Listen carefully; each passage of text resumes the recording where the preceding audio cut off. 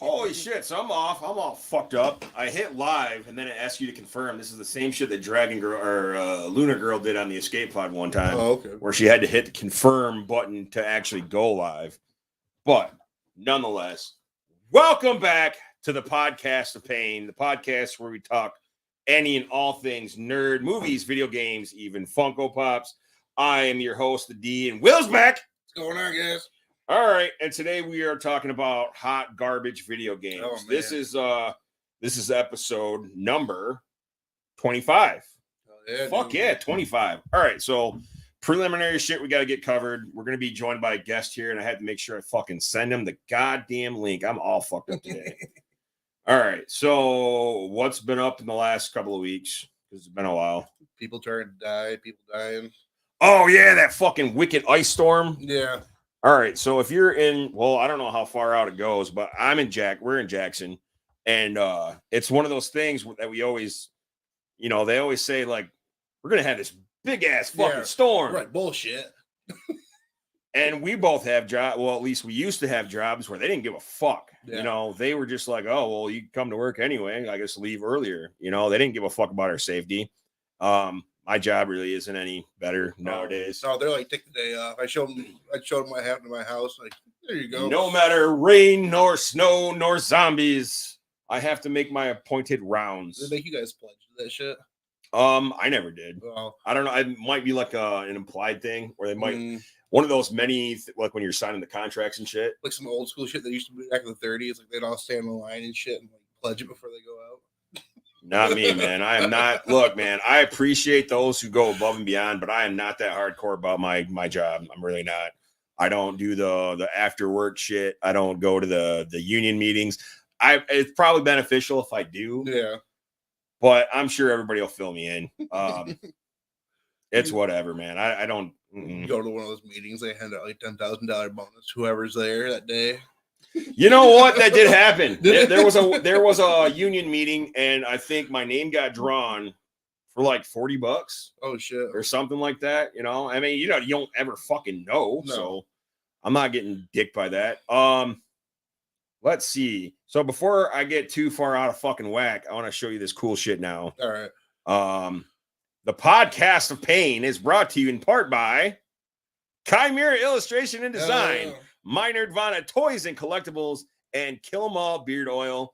I completely technically Tactical Trash Out doesn't do shit for me because he's still just in goddamn Leone Township or whatever. So until he starts picking up my garbage, man, fuck Curtis. So I also want to remind everybody, I don't know if I mentioned it, but Astronomicon 6 is next weekend. That's all the information you need, astronomicon.com. Those are the operation hours. Unless you have VIP, then you get in a little earlier or whatever. But there you go. The Twisted Heads, done by my buddy Jay of Heads Up Studios. And he's going to be working on a t-shirt for us, too. Don't worry, Brian, you're not being replaced. I'm just getting another design from a guy I love and trust and respect. You're not being replaced. You're our go-to. Anyway, so there's that. We also want to know, or let you guys know, that we have t-shirts up for sale. TeePublic, I fucked that up. It should have been a brighter, but you guys can kind of sort of read that. Just go to TeePublic. Those are the two newest shirts that I did. The Podcast of Pain, we deliver for you, as well as the D Extra, an asshole imported from Jackson, Michigan. So there we go. So this is one of the cooler things, like with StreamYard, you can just add like graphics and shit. I like that. I literally started fucking with it today, so I didn't know if it was gonna work or not.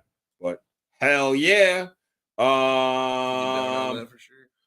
Let's see. Oh yeah, so our kids are dicks. Oh yeah. Okay, so tell me your story with your kids. Oh, fucking Herb getting off the couch. All right, he's 8 years old. He gets off the couch. He's like, oh man, my back. I said, dude, what's wrong with you? For my youngest, he's 6. He's like, oh, he's just trying to act like you. Oh, I was like, Jesus. Dicks. All right, so that kind of goes. Jesus Christ, Piper's okay. This is about Piper. So Piper has had a little history with 2 little girls at her school. Oh shit. I'm not gonna I'm not gonna say the names and shit like that. I already kind of sort of made it worse. But back again, off again, on again, the friends, not friends, friends, not friends. You know, every time I go to pick her up, she's, you know, upset or whatever like that. And this last time, she was actually bawling. And I was like, God damn it. I'm like, what now? Yeah. And she was like, so and so were being rude to me. And I was like, all right, for the last time, fuck those brats, you know, stay away from them, yada yada yada yada, you know, just doing everything like a supportive parent should do, you know, because I think this has been going on and off for like 2 years, you know, and like I think the teacher prior, I'd asked her like, well, Piper, if you have a problem, you know, go tell your teacher. Yeah, she doesn't want to hear our drama. Yeah. So I figured it was little girl shit. And this last time she gets in the car, she's bawling. So I'm like fucking flipping out. And her mom ended up calling the teacher and I think like the principal or whatever like that and said, you know, we need to get this shit resolved. And later on during the day while she was on the phone with the principal, I get a text like, hey, you need to come over. We need to talk, which is never good. I don't give a fuck who it is saying it. We need to talk or we need to have a discussion. It's never good. So I'm like, what? Get over there. Turns out, so there was one point where I'm just, like I said, I'm just being like trying to be a protective parent and just try and get her mind off these little girls that are picking on her, trying to, you know, make friends with somebody else, such and such. And you know me, I'm an asshole. I'm very outspoken a lot of the time. Yeah, you know, I rub people the wrong way on purpose. And, you know, that makes my circle small. That keeps my circle small. And that keeps people from.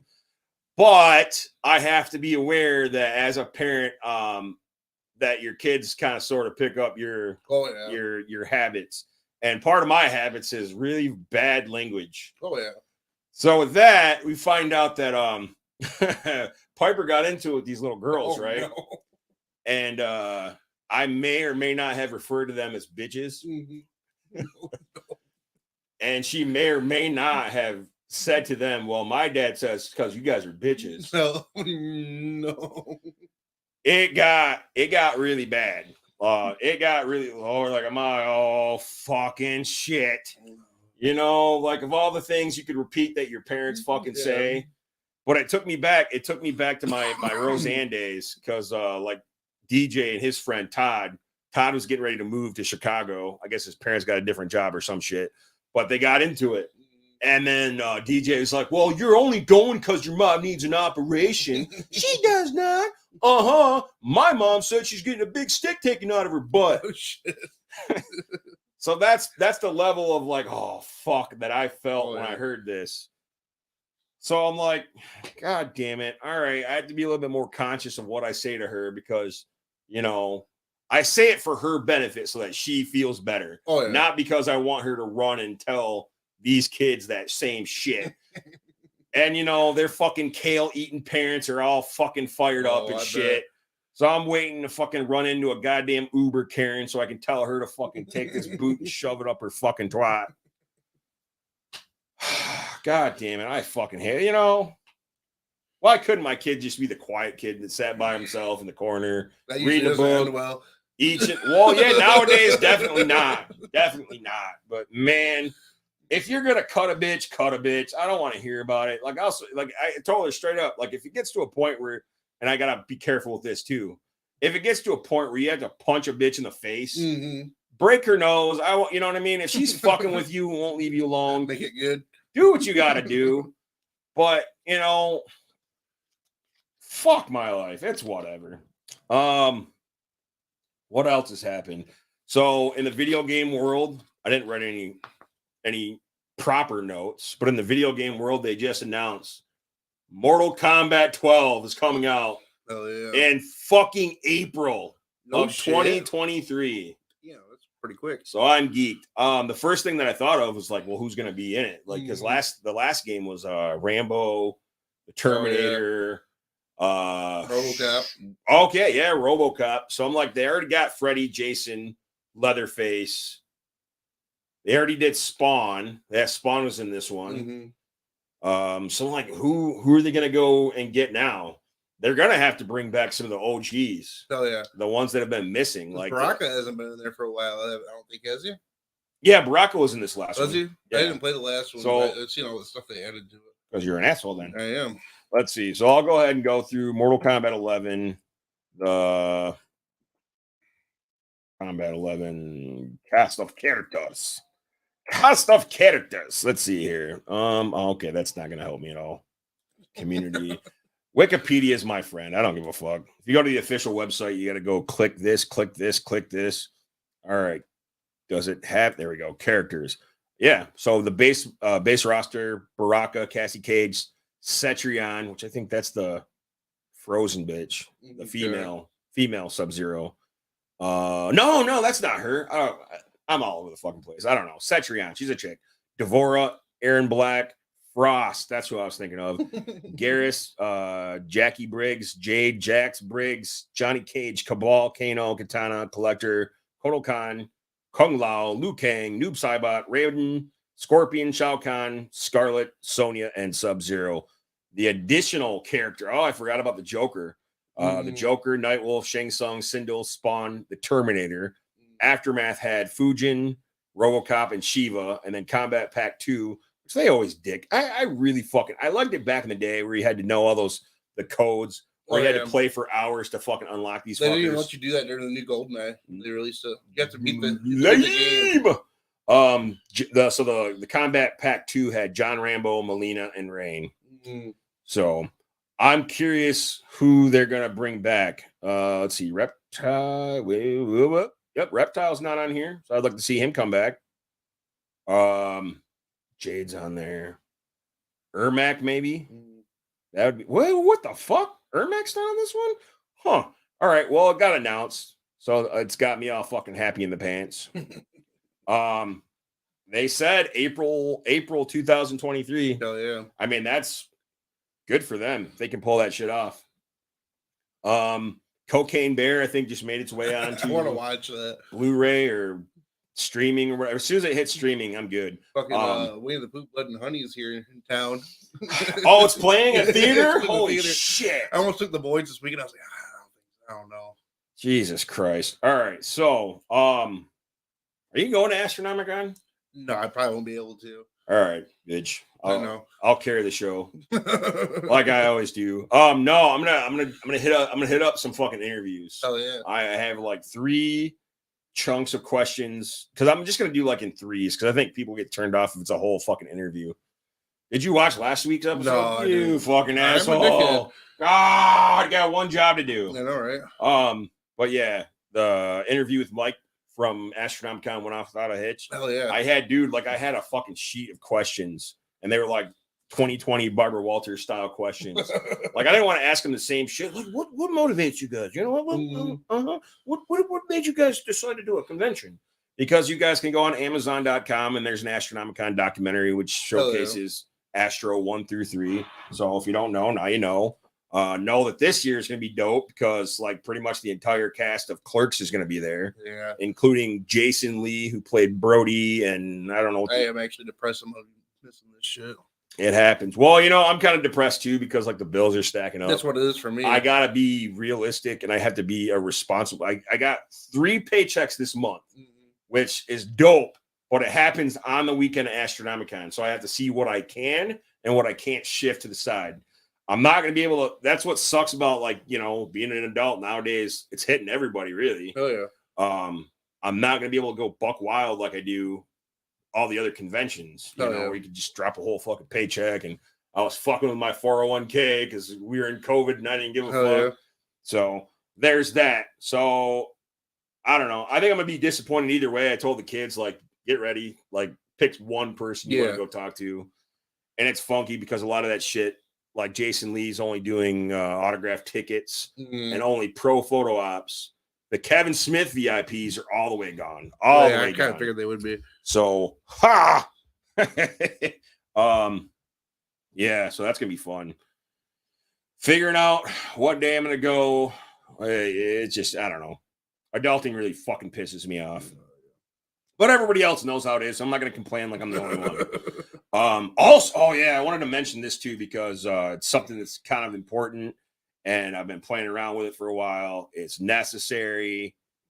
Make sure this is still recording so you guys get it all. All right, so I today marks day number 1 of my journey into sobriety. Oh, no shit. Yeah. Congratulations. It's necessary. I appreciate everybody and their kind words and their, what do you call it, motivation. Is that what it is? What do you give people? Support. There we go. Thanks. See, alcohol's already done fucked up my brain. But yeah, it's time to go on this journey, and man, so if I get agitated more than normal, that's what it is. Hell yeah. So, what else is going on? Not much. Had that fucking tree fall on my goddamn house. I've been dealing with that. Everybody and their moms had fucking trees, or their power's out. There's still people like Matt from Minor Nirvana is still without power. And he's still without power. He lives out. Well, that's what you get for living in the fucking boonies. I'm gonna tell him that right now. No, I'm just playing. And he's getting ready. He's getting ready for Astronomicon this coming weekend too. So he's all fucking fired up. Did you guys lose power? Shockingly, no. The only thing I had was that goddamn tree limb that fell on my car. Well, I was already fucking pissed off because like I worked the night before the big storm happened. Oh yeah. And that's when it started. So like I had an hour of extra to do on Rogers route in the ghetto. I gave myself the easy hour. But it was right when it started raining like ice and shit. And yeah. So on the way home, I'm on Elm Street, like literally just getting the fuck out of work. Oh yeah. And I plow into this big ass fucking branch. Oh shit. And I'm like, I kept going because I didn't, maybe I ran it over. And I'm like, no, that doesn't sound right. That sounds like I blew a tire. Oh, yeah. So I guess I better pull over and check it out. So I pulled over into a parking lot. The fucking branch blew out my fucking fog lamp. Jesus. And it was stuck in there. So now I gotta fucking figure out when I'm gonna get that goddamn thing done. And then I got the fucking water bill, the garbage bill, Comcast bill. I gotta renew my fucking tabs next couple of weeks, months, whatever. It's just fuck. Jesus Christ. That's gotta be like Comic-Con weekend, Astronomicon weekend. Oh, that was another thing I wanted to mention. So C2E2, which nobody gives a fuck about C2E2. I've been there a couple times. It's like corporate, it's cool if you've never been, it's big, but it's like a corporate owned. They don't give a fuck if you have a good time. They just want your money kind of shit. Yeah. So I noticed that Zachary Levi was going to be there. They have a lot of really good guests there. But Zachary Levi struck me because like the last time I took Lena, she was still pretty young and she wasn't as versed in movies and TVs as she is now. Yeah. But Zachary Levi was like interesting. It popped my attention because I was like, oh, that's that dude that played Flynn Rider on a movie she watched over and over and over and over again. Fucking Tangled. Oh yeah. And you could even go on like Facebook. I have C2E2 on my news feed and shit like that. And like celebrities would pop up and do videos like, hey, I'm here from this time to this time. And he was almost like begging somebody to come and talk to him because he was like his line. He didn't have a line. He didn't have anybody waiting on him or nothing like that. And I don't know what he was charging, like $40 or something like that. It's not bad. I thought about it, but I didn't think Lena would give a fuck. So I'm not going to drop my money on it. And then X amount of years later, he did fucking, what was it, Shazam? Oh, okay, yeah. Now that motherfucker wants $140 for a fucking photo op and $120 for a goddamn autograph. Jesus Christ. I mean, he did that fucking one. Like, that's why I don't give a fuck about superhero movies. It goes to their head like bad. Like, so, you remember Sobalski, right? Yeah. And he probably doesn't watch this show because his wife has his balls in her purse. And he has to watch, like, Home Shopping Network or Bachelor, TLC, or whatever the fuck she wants. But he and I went to Chicago one year and we met the Boondock Saints. Norman Reedus and Sean Patrick Flannery. And this was like on the fucking the pussy lips of Walking Dead. Oh, like shit. It just fucking came out. It just started getting a little buzz. Yeah, just started getting a little buzz.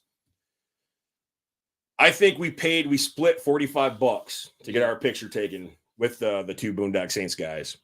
Then when that happened, when Walking Dead blew the fuck up, I think it ended up being like $200. Holy or shit. like 100. No, so if you wanted to get a picture with the Boondock Saints after that, it was like 150, maybe $200.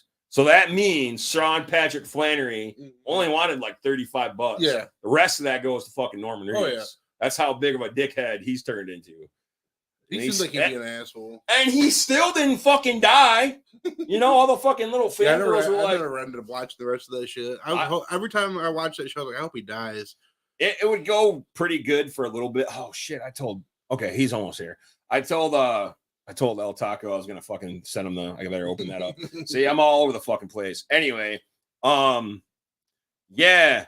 So yeah, it would go well for a couple of weeks. The show, the story arcs or whatever, like the whole Negan thing. Everybody was like glued to their seat. They wanted to see who he killed, and everybody's all fucked up about Glenn. And then it just didn't go anywhere. It got boring again. So I don't even know how the fuck it ended. That's why I stopped watching it. Like, not after that, but it was like after Carl got killed and shit.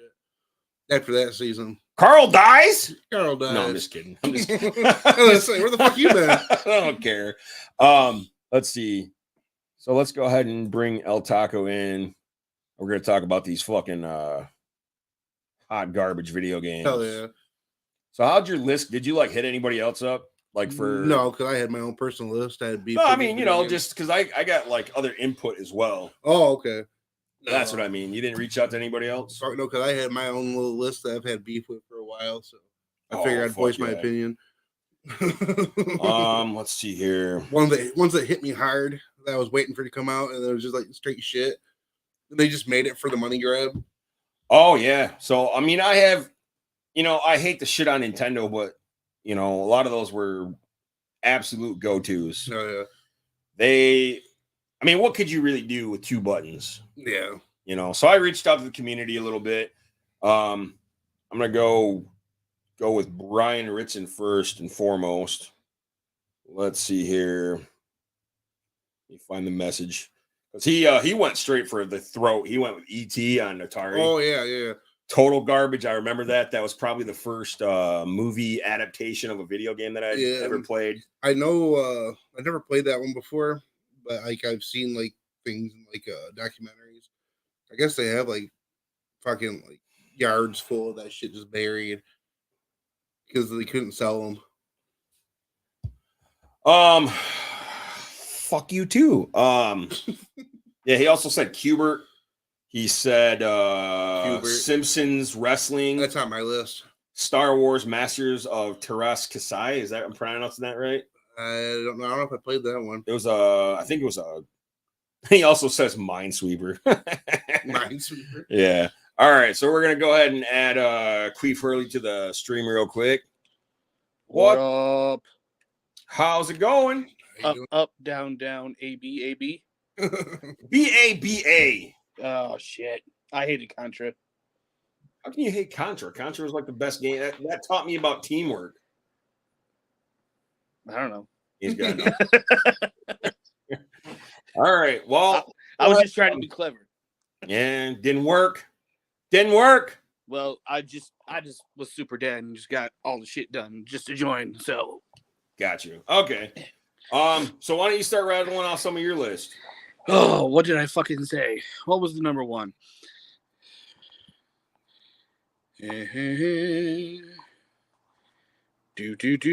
Number one, NES Back to the Future 2. Ooh, so that was Back to the Future 2 and 3, right? Yeah, I never got to the 3 part. Me either. That was definitely back in the day, like my dad had a friend that had a video store and he was closing down or he had like excess stock. That was one of the games that he brought home. I was like, oh fuck yeah, we love those movies. Game was horrible. Absolutely horrible. God. Yeah, I never could make heads or tails of that fucking game. YouTube definitely would have helped out nowadays. I mean, I never knew which way I was going, which way I was supposed to go, where any of the shit was. It was not fun. It gave you no direction whatsoever. Yeah, so I assume you never beat it either. No. I think all you got was one of those bullshit congratulations messages. And that always makes for, that doesn't give a whole lot of replay value for a fucking game, even back in the Nintendo days. Fuck that garbage. What is next for Mr. El Taco? The next one was Atari Yar's Revenge. Ooh, that somebody else had that on the list too. You just sit there I'm and shoot at this stupid bubble. It made no sense. Well, again, I'm gonna stick up for him a little bit and be like, what could you really do back in the day with Atari? Pong. Well, Pong. I mean, Fucking balls bounce back and forth. At least the Space Invaders. I mean, you got the concept. Yeah, no shit. What else you got next? Oh yeah. I can't remember the name of it, but that stupid popular Sega CD one, where you like switch views in this house, watch people die and shit. Oh, that was Night Trap. Yeah, Fucking Night Trap. I hated that one. Yeah, I don't think it ever got any good reviews. I mean, everybody expected like just the same goddamn gore and bullshit from a horror movie. That was Sega CD. I had Sega CD for about 5 minutes. Oh yeah. Yeah. I never owned that one. I remember people having it. I never could get it to load. I got yeah. frustrated. Took it back to fucking Toys R Us. Good old Toys R Us. Now there were some bomb ass games for Sega Saturn. One of my favorite games of all time is Dragon Force. Sega Dreamcast. Dreamcast was ahead of its time. I don't care what anybody says. But we're not talking about awesome shit. We're I talking know. about garbage games. I am now. We'll talk about awesome games later on, I'm sure. Yar's Revenge. That was another Atari one that I never played. What was the last one that you just mentioned? It was that. What was it? Night Watch? What did you say? Night Trap. Yeah. Never played that either. I don't even think I knew anybody that had a Sega CD. I knew somebody, and the only game they had for it was this weird ass fucking dolphin game. Oh, Echo the Dolphin, the one that came with it. Oh, that was Dreamcast. Was that Dreamcast? Yeah. Oh, okay. Then I am almost positive that was Sega CD. I thought it was Sega CD because it was a black console. I would bet your dick. Now we're gonna go to fucking Google. Now we're gonna go to Google. Nah, Or I could ask Siri, but I'm he pretty said no. Now he says he's pretty sure. I'm positive. I remember because I had that fucker loaded up and it didn't do anything. And I was pissed Yo, will you off. shut up? I'm pretty positive the like the feature game for Dreamcast when it first came out was Echo. Like, that was the game that was packaged with That the was like Dreamcast. a cartridge to me. No. That's a CD right there, bitch. What about the first one? That's a cartridge. They couldn't. Let's see what game. All right, this is what we're gonna do. What game They probably had it for both of them. out with Sega CD? That Pitfall. doesn't give me anything. It says Popful Mail. Okay, whatever. All I know is the game console that I fucking picked up from Toys R Us. Well, Google what game came out with Dreamcast. Okay, let's see. What game came out with Dreamcast? Says fuck El Taco. No, that doesn't say anything either. I'm not sure. Well, fuck that. All I know is Sega CD had that goddamn dumbass dolphin game, and the only reason I wanted Sega CD was for Rage in the Cage, the variation of Royal Rumble. That was bad. That was back in the day on the SNES and Sega. So I don't know. All I know is I didn't play it. I didn't enjoy it. It's not going to get a good review from me. Fuck it. Will's looking it up. I am looking it up because it's bothering me now. That's what we love here on this show. We are not walking away until we know. Came out with Sega Genesis, Sega CD, and Microsoft Windows. Sega, well, I told you, Sega CD. Sega CD? It wasn't exclusive. We didn't have exclusives beyond Mario and fucking Sonic, so I'm not worried about it. Well, we were both right. I'll take that. You can still have my dig. What is next on El Taco's list? Donkey Kong Country. Ooh, for N64? I actually like that one. I hated it. That was for N64, right? Yeah. That's when you had to have that little expansion, that little red expansion pack for it, right? Or was that Donkey Kong 64? No, wait, no. It was Super Nintendo, I do believe. Oh, okay. Ooh, okay, yeah. I never played that either.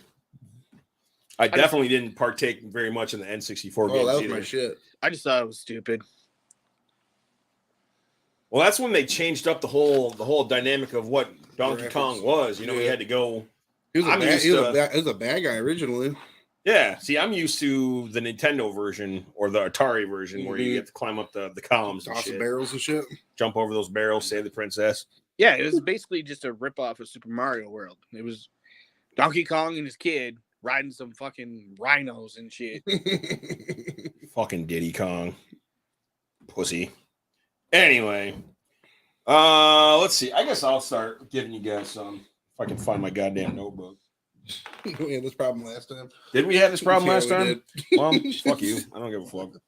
You know what, motherfuckers? I am not perfect. I never claimed to be perfect. But we are going to do this. There it is. Right next to all my Mike's lemonades. Okay, good times. All right, so I'm gonna go for an easy one. I'm gonna say Mortal Kombat Sub-Zero Mythologies. The first non-Mortal Kombat game that they put out. Okay. I think that was for PlayStation or maybe N64. Probably PlayStation. I know it was a side scroller, no fatalities. It was dumb. I like the fact that they were focusing on one character, like a story, but the gameplay was not what I was expecting at all. So thumbs down. I rented it from Panorama Video, that is now where that Dollar Tree or Family Dollar is now in the corner. Oh, okay, yeah. 5 minutes. We took that motherfucker. I took that shit out of my fucking system, and I was like, yeah, 5 days, then I'll take it back. I'm not playing it anymore. That's garbage. All righty then. Next on my list, I had Bible Adventures for the original Nintendo. What was it? Bible Adventures. I thought I had to make sure I heard that right. Yeah, Bible Adventures. I didn't pick it out. No, I'm not saying you did, but I just didn't think they came out of the game like that. That's got to be boring as hell. You already know Jesus dies. Yeah, it was one of those story type saga games. So you had David and Goliath, you had Moses in the ark, you had, I think, Baby Moses was one. Really? Yeah. So there was like 3 or 4 different fucking stories. All I remember is playing Noah's Ark because you had to go and grab 2 of every animal. Oh shit! And put it on the fucking ark. And it was such a pain in the ass. You had the fucking monkeys up in trees. You had snakes. Can you imagine? Got stuck on the unicorn, didn't you? There were no unicorns. There were no, Jesus didn't help me for shit with this game. It was pretty fucking dumb. Really fucking dumb. That was one that my mom picked out, brought home. We're like, okay, we'll humor you and play this fucking game. It's a video game. It can't be educational, right? No, it's fucking stupid. Goddamn. It was a blue cartridge as well, so it looked really fucking off to us, and my fucking pens don't work. Whatever. Let's see here. I'm also going to say Celebrity Deathmatch. Did either one of you guys play Celebrity Deathmatch? Yeah. I liked it.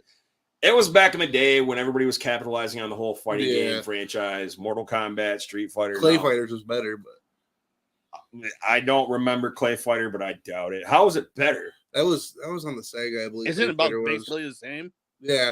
Yeah, but the same game engine. Yeah, but these were just like characters that weren't on Celebrity Deathmatch. They're like this fucking snowman and shit.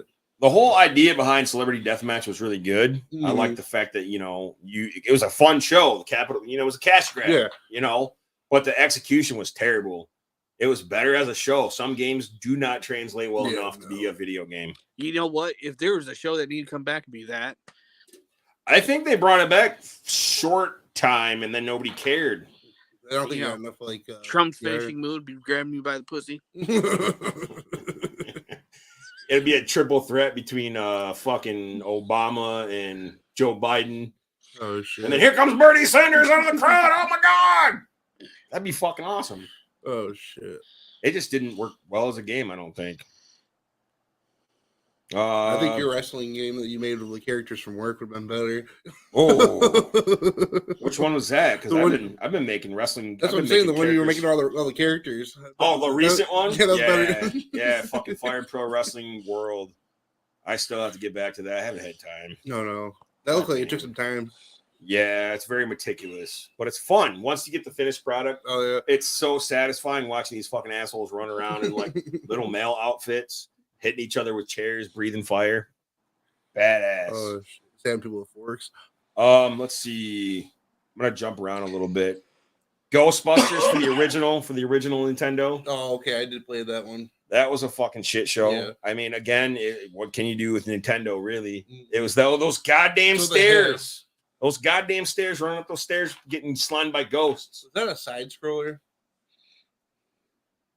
It was not a side. I don't know what you would consider that. That's why I was like, it was like that weird, like they're trying to go into the 3D. It was like in between type shit. Because there would be one point where you're trying to capture a ghost, and that's like side by side while you're in a confined space. Then there's one where you're driving down the street to go travel to catch the ghosts. Yeah. And then there's that whole thing where you're traveling up. That was more like an aerial view, wasn't it? The car, yeah. Yeah. I'm with you. I'm with you with that Nintendo. One of my honorable mentions was Batman, the game. That was another one that got mentioned. Was that you that told me that?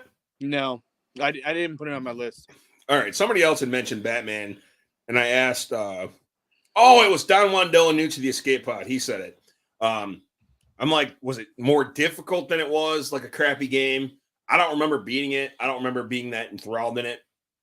I remember my cousin was playing it, and he asked me to get to a certain level. I beat a boss for him. I don't remember ever finishing it.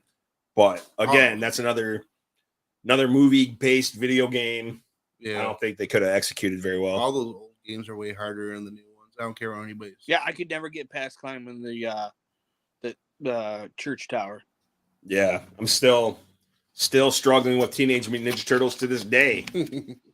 Shout out Cowabunga Collection. Still can't fucking beat that. Battletoads was on the mention too, because some of those Nintendo games, my buddy Andy was mentioning some of those Nintendo games. There are spots where you want to fucking kill yourself. Hell yeah. I mean, at this point, everyone hates Battletoads, so it's not even bother mentioning them. It's like, I think that was a meme as well. Like I told my kids I'd buy them a PS5 if they could beat this game. No. Good luck. Like I think kids know coming out of the womb, you don't fuck with Battletoads. God damn. And I want to take a pause really quick and say fuck Errol. Because this motherfucker will wake up. He don't play video games. Well, no, not even that. It has nothing to do with video games. I just want to do a quick sidebar because this morning at 9:45 a.m., he texted me, "What up? Bitch, I'm sleeping." Like, why the fuck are you up this early? He's like, "It's my internal clock." Well, snooze it. Tell him to shut the fuck up. I'm not religious, but I firmly believe in this day of rest shit, and he keeps fucking that up for me. Fucking dick. Yeah, I hope your daughter fucking throws paint and nail polish all over your fucking house. Oh shit. Carpeting on the goddamn couch everywhere. Knocks over your fucking TV, pulls that son of a bitch right out of the wall. No, man. Fuck you. Let a motherfucker sleep. Anyway, what else you got on your list, El Taco? The WWE Raw for the original Xbox. What was it about? I don't remember much about playing that game. What was it that was really shitty? It's because PlayStation had, SmackDown. And it was a good game. So they had to come up with their own game. It was just inferior. Yeah. And that was the original Xbox too, so it had that weird funky ass extra button down there. Oh yeah. Yeah, that white and black button, isn't it? Yeah. Yeah. I never understood the point of that and never played enough. I never played Xbox, really. Oh, no shit. I didn't play Xbox till 360 came out. But hell yeah. I'll go ahead and agree with that. Will, have you even done any years yet? No, I haven't. All right. Get into it. The first game I ran into that was like, man, this is complete shit. And I'm like, probably 7 or 8. It was called Shadowgate 64 for the 64. Oh, you didn't like that game? Fuck no, I didn't. It took me forever to just get out of the fucking cell at the beginning. I will agree. That was it was something I bought because like me and my mom used to play Shadowgate on Nintendo. Yeah. So it was like the marquee value of that name. I was like, fuck yeah, Mhm. on 64. And I'm like, what the fuck is this? Yeah. What the fuck is this shit? So there was one, the first strategy guide I ever got. For that. It was a text-based version Oh shit. for Shadowgate 64. So it told you like, you know, there was like 9 statues or whatever. You had to touch them in succession. Yeah. Like a pattern or whatever like that. That was all marked. Yeah, that was all marked down and shit like that. But yeah, I think I ended up beating it. But it was fucking brutal. First thing you have to do is like eat this little fucking piece of meat to get the bone out of it, to get out of your cell. He's the pick lock. Yeah, it was like gross meat and shit. But I fucking found this goddamn the bone, but then I couldn't find the fucking hole I was supposed to climb out of. It took me like 3 days, and I found out it was underneath the piece of hay. I was about to say, I remember that because you had to move the hay out of the way. Yeah, I feel you. Game. I think that was probably one of the first. It was so frustrating. Yeah, I feel you on that. Like I said, I bought it for the title. Yeah. I thought it was going to be, you know, up the same alley as the Nintendo game, but no, it was a little different, more difficult, more of a pain in the ass. And next one on my list is fucking Simpsons Wrestling. That fucking game. Yeah, I think Brian Chimera illustration and design, shout out. I think he mentioned that on his list that's too. what you're saying. I never played it. I think I automatically looked at it and said, I know this is going to be bad. Mechanics are so fucked. Who made that? Do you remember? I don't remember who made that. I don't remember what system it was on even. I think it was like on Dreamcast or some shit. PlayStation, Dreamcast. Yeah. God, that was fucking gross. That was a gross game. Don Wandell and Uch also said any Call of Duty. I totally agree. What is it about Call of Duty? You just slap a different sticker on it. It's the same game over and over. I hate first-person shooters. I just hate them. I agree. I mean, I didn't start playing first-person shooters like, you know, GoldenEye was where everybody started, but I hated it. I didn't really start getting into them until Far Cry 3 happened. Oh, okay. And then I started playing all the fucking Far Cry games. And I'm terrible at those zombies like level things. Like when Kira and I got together, we were like trying to play video games together. And she's like, let's play zombies. I'm like, you don't want to play zombies with me. And she's like, no, you can't be that terrible. And you gotta revive me again. It's like 3 seconds later, she's like, why aren't you killing? Oh. Yeah. It was like the first time we had sex. I'm definitely not. All right. I'm definitely not a first-person shooter game player either. I'm not somebody you want on a squad. I play casual at best. The fucking kids kick my ass, like to the point where they're sniping. They're in a hiding space. They have, you know, they know the map left and right and all that crap. They know where I'm going and where I'm going to pop out at. Fuck that, man. And they would be laughing at me, watch me blow myself up with a grenade. Hold it for too long. See, I love the grenade because, like, you know, even if I got shot and killed, like, I would hold it and then throw it just as I die. So somebody's going to die alongside with me. I did that shit with GoldenEye, Siphon Filter. Hell yeah, I don't give a fuck. All right, well, Tater Salad also said the Sonic games are pretty shitty. He didn't specify. There was one Sonic game. I remember it was probably like 2006. It was god awful. They were always. You made it to 2006. I think it's the last one I played. All right. What were you gonna say, Keith? I was just gonna say they're always gonna be like, at least story wise, inferior because they were just trying to like have their own Mario. Oh yeah. I'm not even. I've never been able to sit through and stick to a story anyway. I'm one of those assholes that wants to just fucking hurry up. I just want to hurry up and get through the story. I don't care. Just tell me my objective. Where do I have to go? Who do I have to kill? What key do I have to fucking get? I am 100% the opposite. Yeah? Yeah. I will put my game on easy and just cruise through and just play through the story. It's like an interactive movie. I mean, you know, I'm with you to a certain point, you know, like I am one of those guys who loves Skyrim. Fucking, I need to play that. I've always been having the itch, but I'm like, then I'm gonna have to quit my job, and I'm just gonna become a hermit. It's been like 30 years, and I'm still finding something new. Jesus Christ! It's probably like 20 years, but I mean, in 40 years, when I'm still playing it, I'll probably still find something new. All right, guys. Well, I'm gonna take a quick break, and I'm gonna do some fucking bill paying and shit with our sponsors, and then we'll be back momentarily. My Nerdvana, toys and collectibles. Jackson, Michigan's one-stop shop for nerds of all ages. Do they have Funkos? They got you. Super 7? They got you. What about Mezco? Mezco, Hasbro, McFarlane, My Nerdvana Toys and Collectibles has got you covered. Whether you're just starting your collection or expanding a current toy hoard, My Nerdvana's professionals will hook you up. My Nerdvana Toys and Collectibles. Find them on Facebook. In-person shopping by appointment only. Are you starting a new business and you need an eye-catching logo? Are you working on a big project for the office and you just can't nail that artwork? Perhaps you've written the next best-selling kids book, but you can't draw. With that deadline rapidly approaching, it sounds like you might need a miracle. So let Chimera Design be the answer to your prayers. Chimera Design works with all mediums and specializes in all kinds of artwork, from logos, t-shirt design, book covers, children's book illustration, board game and card game design, and more. There's really no job too big or too small, because Chimera Design can do it all. So if you have an idea, let Chimera Design get to work for you. Email Brian Ritson at gmail.com. That's Brian, Ritson, at gmail.com. Or find Chimera Design on Facebook. Chimera Design, let them get to work for you.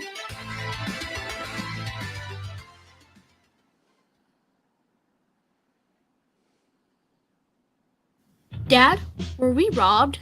No, what are you talking about? Well, what happened to that old fridge, that broken TV, and all those boxes? Oh, Curtis came and got it, tactical trash out. I thought he did the lawn care. Yeah, but not anymore. Tactical Trash Out is servicing homes in a completely different way. Getting rid of all that old junk and clutter people have in their garage, their attics, their basement. Whatever you need to get rid of, call Tactical Trash Out. Awesome! What's his number again? Tactical Trash Out.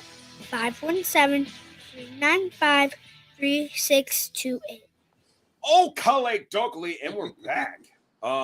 Tactical Trash Out doesn't pay my bills, but I'm gonna go ahead and give him a shout out because I worked hard on that fucking commercial. I like making commercials. I think I need to start doing that. So we just got done talking about what game? First person shooters and how bad they suck. And, so it was, yeah. All right. I don't mind first person shooters personally, but depending on what it is. So I need to wrap up my end. These girls are killing each other in the other room. Blood. All right, what else you got, Doug? The only other thing that I really had was Leisure Suit Larry. Ooh, yeah. That was one of the first risque PC games I remember. I'm like, God, you can bang hookers and do drugs. That was like the precursor to Grand Theft Auto in my book. That's fucked up. I thought it was just like, by the time there was all this like, oh, Leisure Suit Larry, and once you got to it, it was just meh. What? So was this the PC or was this a console that you're playing it on? PC. Because I think that at one point they did have it on a fucking console, didn't they? But it was like scaled back really bad. Yeah, it was all watered down and shit. Well, I'm not gonna disagree on that. I mean, you also said you don't know Jack. You didn't like those games. I mean, it was fun when you're like in a bar or something, like with a group of people. With a group of people. Okay, yeah. But when you played it on a console, it was just different. Yeah. Yeah, it's one of those. Some of those games work better as a party game. Like I wouldn't want to play Mario Party by myself. No. So, whatever. I don't know. Well, I appreciate your input, dude. We're still working on the whole wrestling thing. I need to get back to my fucking wrestling shit bad. Yeah. But yeah, we'll get together. Thanks for popping on, and we'll absolutely, man. I'm not leaving town or nothing, so we'll be in touch. I'm just glad I have power at this point. So yeah, no shit, dude. Everybody, it's like a fucking the rapture out there. I didn't think it was gonna be that bad, and then the fucking town just shuts down. You're not wrong. Good shit. All right, man. Well, have a good night and good luck with them ladies. Yeah, I'm gonna need all the luck I get. See you. All right, man. Peace out. Oh man, yeah, I don't miss. Oh shit, what am I talking about? I don't miss that shit. My kids fucking want to kill each other on a daily basis too, and now I'm getting to the point where like me and their mom get to the point where we want to fucking just punch them. Like fuck it, go ahead, call CPS. I don't give a fuck, you know. My boys beat the shit out of each other, and like 5 minutes Jeez. later, like best buds. I don't understand. Like, they'll be fucking bleeding the shit. Like, what's up, man?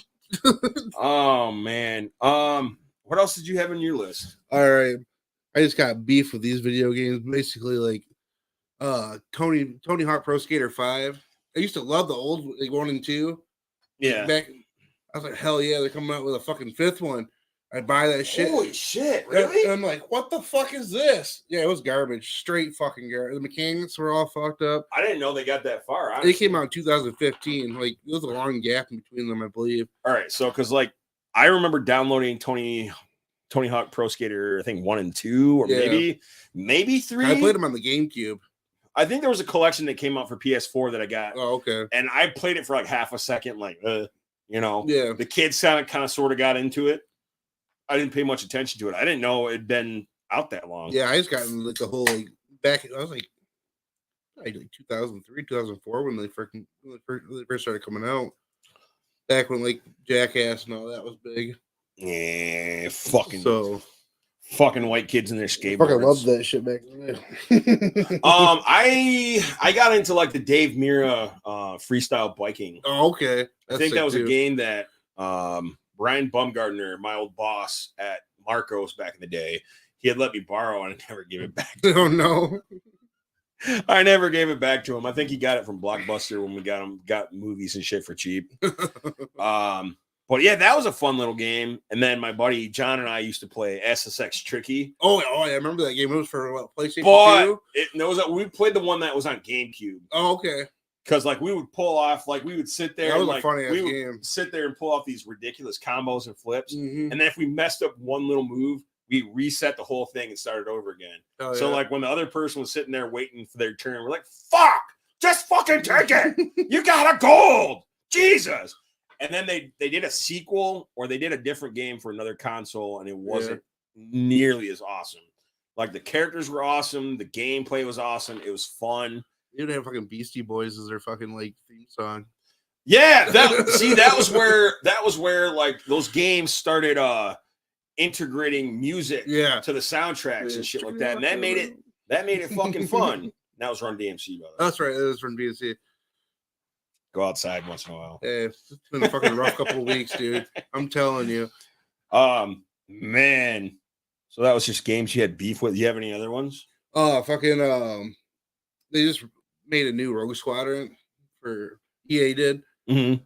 Back in the day, it came out on 64. The first Rogue Squadron did, and you were pretty much went and did all like the old space battles like throughout the old movies. Yeah. They just re-released it, so there's like online play and shit now, and like it's pretty much made a new game. EA fucked up all the fucking Star Wars games, in my opinion, because they went back and made that's on here too. The Star Wars Battlefront games. Never played any. Yeah, they made them straight. The boys love them because they're just some easy bullshit game, but it's nothing like the old fucking Star Wars Battlefront games where it's just a fucking straight garbage fire. Well, let me do a sidebar and tell you a little story about the first Star Wars game that I played. This was like when my infancy into the Star Wars, my fandom. Oh, okay. So my buddy John had introduced me to Star Wars with Episode 2, Attack of the Clones. Oh, okay. And then I was like, "Oh, fuck yeah, let's watch it again." Let's sit again and watch another fucking like right now, back to back. So I was hyped when Episode 3 came out. Oh yeah, Revenge of the Sith, and they had released. I don't think it was EA. I think it was LucasArts was doing the video games at the time. Oh yeah, that's like I don't know what you're talking about. It was the Revenge of the Sith video game? Yeah. So this was the trip. Oh my god, this still fucking haunts my dreams, man. It's the same fucking thing as the movie. It's one of those. No. Not. It's worse than that. So like when that feeling you get when you bite into tinfoil, or that feeling where you fucking zap yourself, and like if it happens again. Or you're always fearful that it's gonna happen again. An accident. That fucking chill you get. Okay, so the movie hadn't come out yet. Mhm. The game had come out. Yeah. This is like 3 or 4 weeks earlier. Mhm. And so I'm playing it. Finally get to the fucking boss fight. I think it's Count Dooku. Mhm. I didn't know they had movie scenes cut into this game. Yeah. So I'm like, wait a minute. The movie's not even fucking out yet. Oh, yeah. What the fuck? It's when him and fucking Anakin fight, Obi-Wan Kenobi and fucking Anakin fight each other in Mustafar. Well, no, it wasn't even that far. It was This okay. was the first boss, so it was Count Dooku. Oh, Dooku okay. was getting, So it was the very first. Okay. Dooku was getting cut down. Okay. And then I threw the controller and I fucking turned it off. Yeah. I'm like, I can't. No way. That's fucked up. I pretty much did the same fucking thing because I was afraid it was going to ruin the goddamn movie for me. That's what I And did. it would have if I would have completed it. That's what I did. And the fucking voice acting on those games were terrible. Yeah, they were. Like if Hayden Christensen, we didn't hate you enough, motherfucker. Now you're secondary, your stunt double, your goddamn what do you call it? Your understudy or whatever like that. Doing your voice for the fucking video game. I liked the game. I liked the mechanics of the game. Mhm. It was just the fact that these goddamn movie scenes. It was a good ass game. Who the fuck let that happen when the movie's not even out yet? I'm surprised that was released like that. Jesus. So let me really quick go ahead and go through this. You don't have do you have anything else on your list? I got one's Metal Gear Solid Acid. It was for the PSP. Yeah. And it was like a card game. What the It hell? was like a turn-based card game you played by yourself. It was fucking weird as shit. It sounds weird as shit. Card game that you play by yourself. It's like something Stoddard would play. Shout out Jason Stoddard. I actually have some of his shit on my list. Let's see. I need to find this goddamn. I need to find out when this game came the fuck out. So it was LucasArts. I believe it came out in 2005. You're right. The Collective, Then here's Ubisoft another- Montreal. PlayStation 2 is what I played it on. It came out in North America May 4th Yeah. of 2005. Okay, so hold on. May 4th, 2005. Right? I believe that was before the movie came out. I'm gonna look that up right now. I know the movie came out, I believe, in May, but I'm gonna look that up right now. So May 4th yeah. is what I said. Okay, when did this movie come out? This movie came out May 15th. Yeah. So it was like almost 2 weeks. Yeah. What the fuck? So They I just didn't. tried to fucking make a nerd kill themselves. That's Yeah, pretty so much I what it don't was. understand why the fuck they would do that. Like, it would have been one thing if you said, like, if you had a warning, like, Yeah. hey, we're gonna have movie scenes cut into this, so if you don't want to know what happens, Yeah. don't play this game.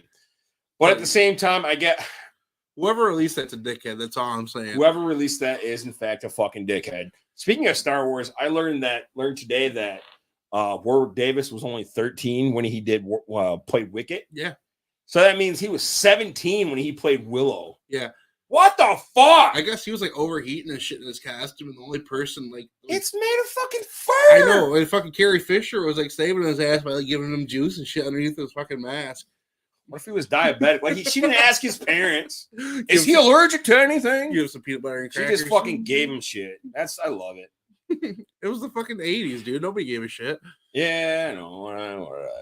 It's fucking bullshit. So again, I'm gonna go ahead and throw up our sponsors really quick. Go ahead and check those guys out. If you are inclined to get some beard oil for the beard enthusiast in your house, make sure to use the code PAINPOD and get 10% off. There's all kinds of motherfucking fragrances, beard butter, beard balm, beard oil, beard brushes, beard shirts, beard hoodies, all kinds of good shit. I use it myself. I'm not trying to fucking just make a buck. I don't think we've even made any money off of these motherfuckers. My Nirvana Toys and Collectibles, they are going to be at Astronomicon 6 this weekend. He's going to be grumpy as fuck because his power still hasn't come back Oh on. no. As well as Chimera Illustration and Design. He's going to be lurking around Burton Manor in Livonia, Michigan that weekend. So check all those guys out. You can reach them easiest to reach them on Facebook or DM me for more info. And then Astronomicon 6. These are the times that they are going to be in operation. I really like that graphic of Twisted. Oh yeah. My buddy Jay did that. Yeah, I didn't do anything with it. I just put the stickers on my bathroom wall. But that's cool. I always wanted to put that on a shirt or some shit and give it to Twisted. Next weekend. I'm excited. And I'm even more excited about these awesome shirts. Man, they look professional. And I should have fucking made those little griffins into claws because they look like hands. Hell yeah, they do. That's good shit. I'm gonna have to end up. I haven't bought any fucking t-shirts yet, besides the main one, Which, I will shout out fucking T Public for taking care of us because, like, if there's anything wrong with your shirt, so I don't know if I put it in like maybe cold water or just put it in the fucking dryer or whatever like that. But part of my face on my shirt was peeling off. Oh shit! And I was like, hey man, they'll fix it for free. Oh really? So they already sent it, shipped it. It's at my door, ready for Astronomicon Nice 6. shit. So I'm excited. That was the only other game you had on your list. What do I have left on my list? I have a bunch of wrestling games. I know everybody's like, oh, shocker there. But there was a game called WCW Nitro that came out, and there's a little bit of a story a little bitch fit I want to have with this Nitro PlayStation. Okay, it came out for PlayStation 1. And I remember it like it was yesterday because my dad had to take me to the fucking mall several fucking times. So, North America, it was released in February of 1998. So, I was 17. I was in high school.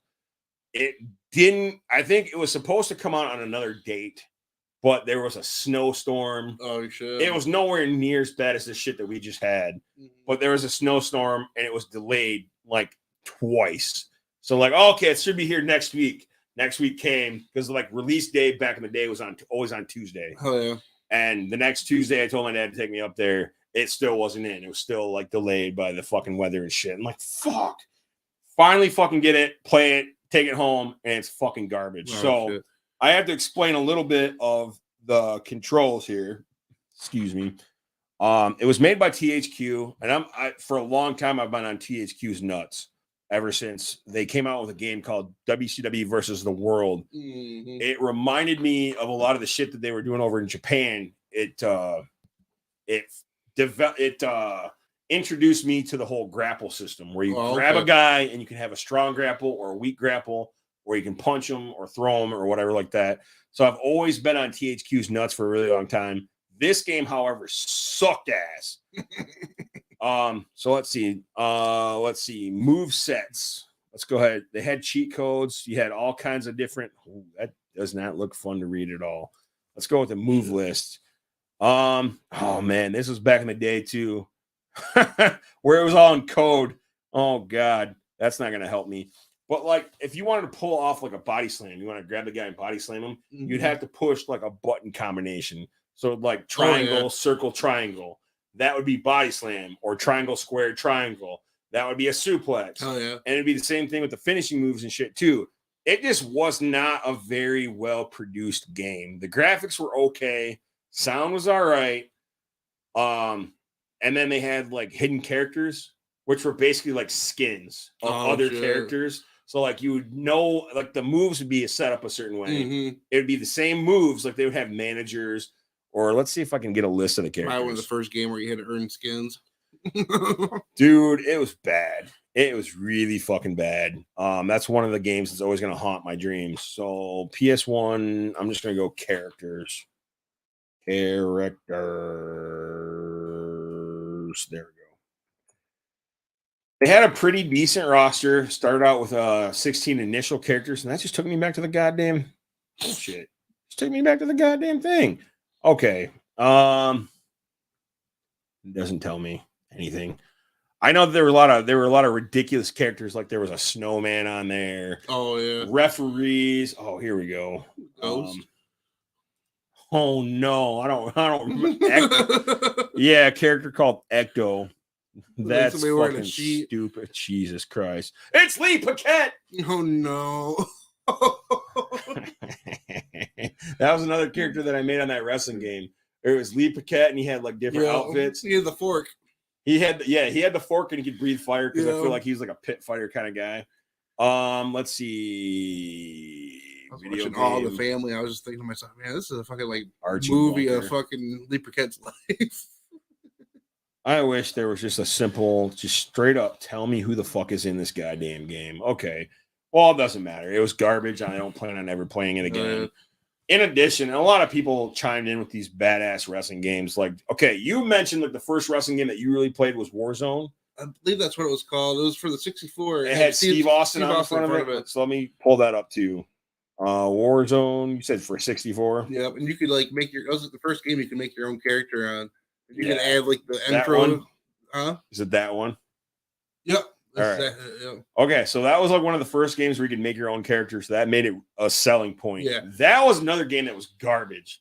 That I was, liked it, but I was like fucking 6 or 7 when I was playing. I think that came out with from Iguana West Probe Entertainment Acclaim.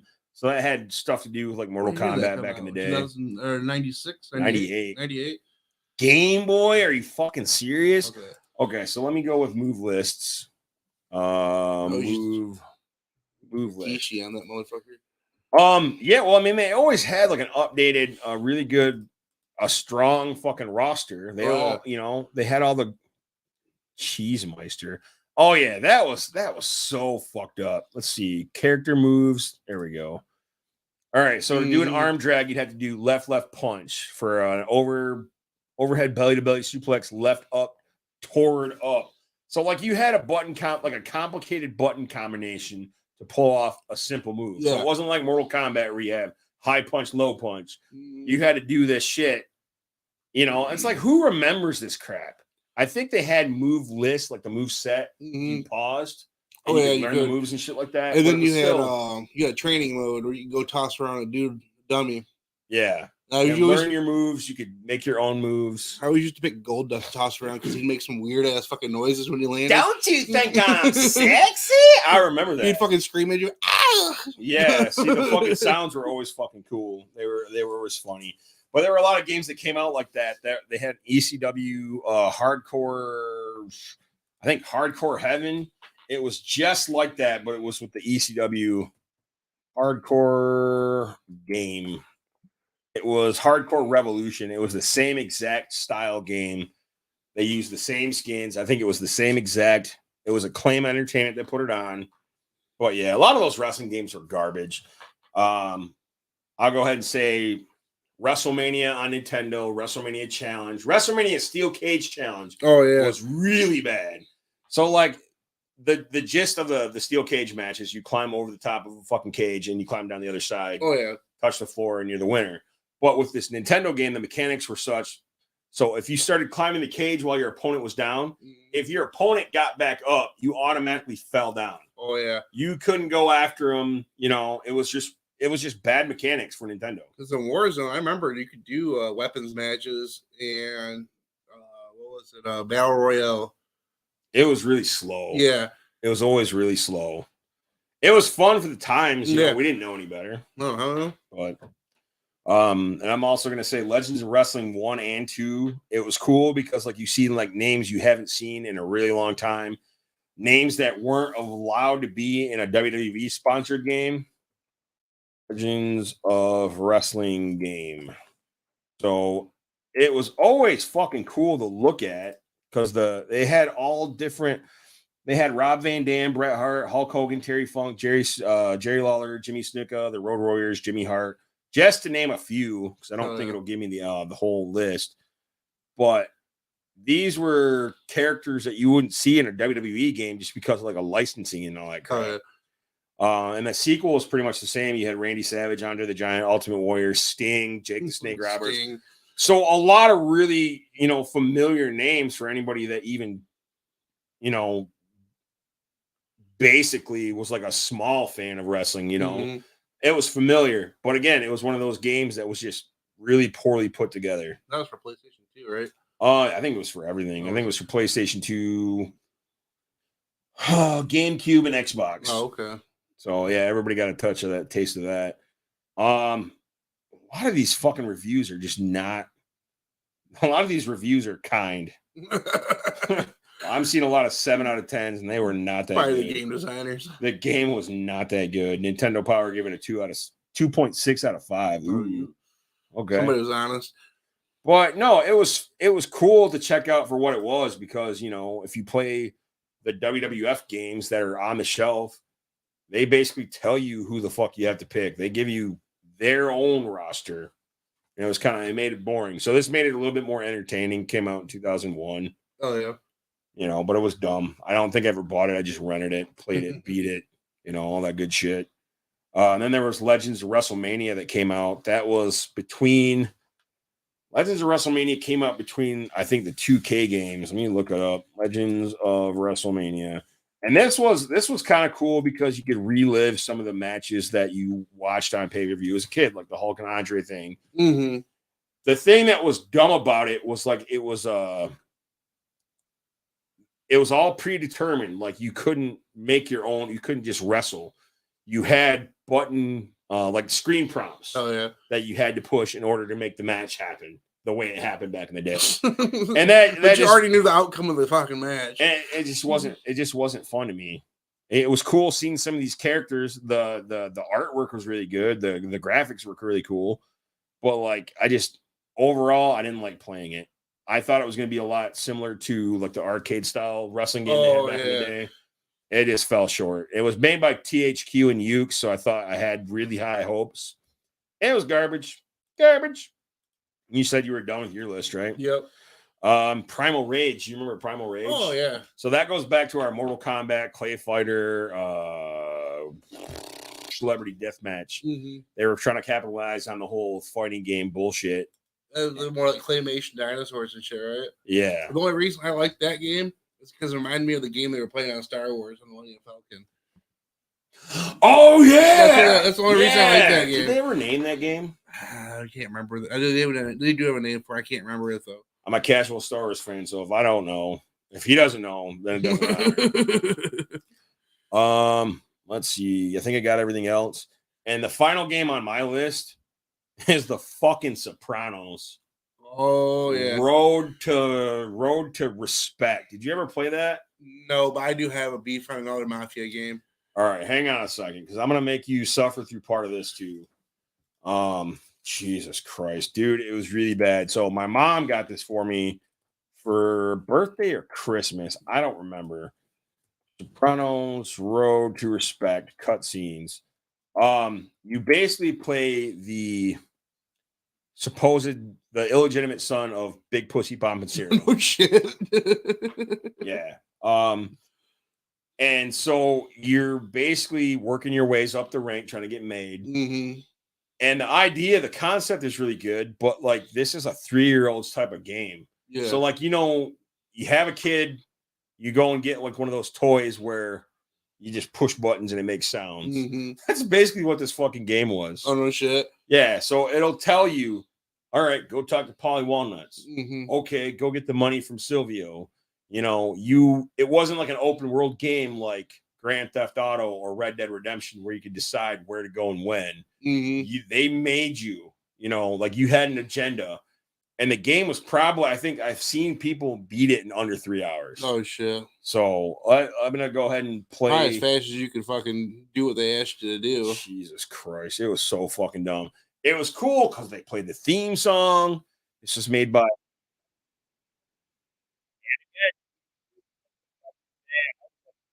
Whatever they put out was gold to me, but this was definitely not. Mission 1 inside the Bada Bing. We're gonna stick to this HBO. See, like you heard that HBO fucking thing, you're like, oh, You get the theme song at the beginning. the theme song. It was a great idea. Oh man, they had play poker and bonus material. You start out at Satrial's. Graphics are pretty decent for the time. That Tony is Asian. And this cat here breaking into a car. Clothesline by Tony Soprano.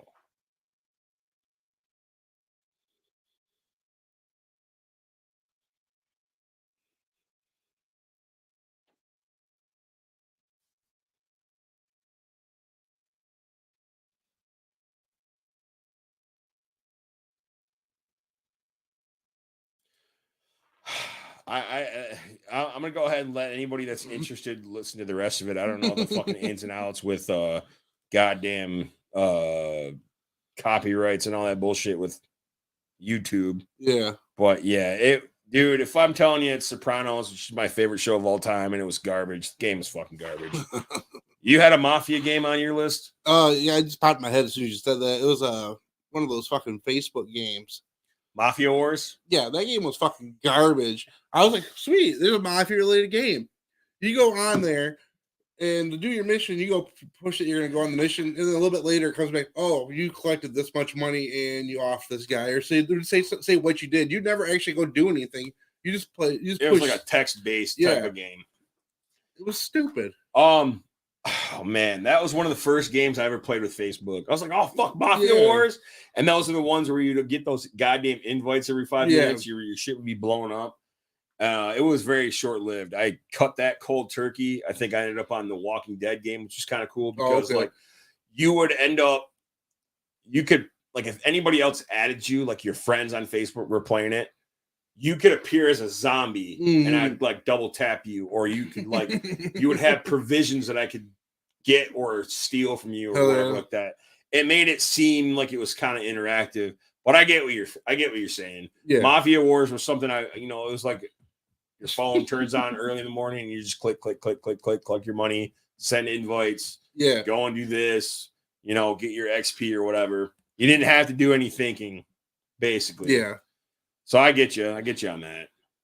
Dude, Sopranos is fucking garbage. I don't even remember how the fuck it ended. I want to fast forward here. Sunglasses found. See, this is just so goddamn basic. So it looks so much like, let's see.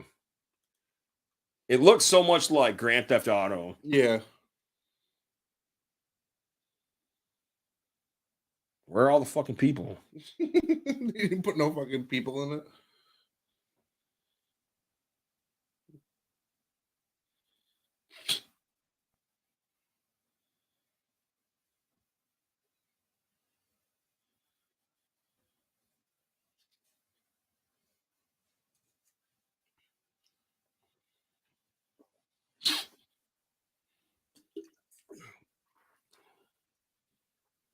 Oh!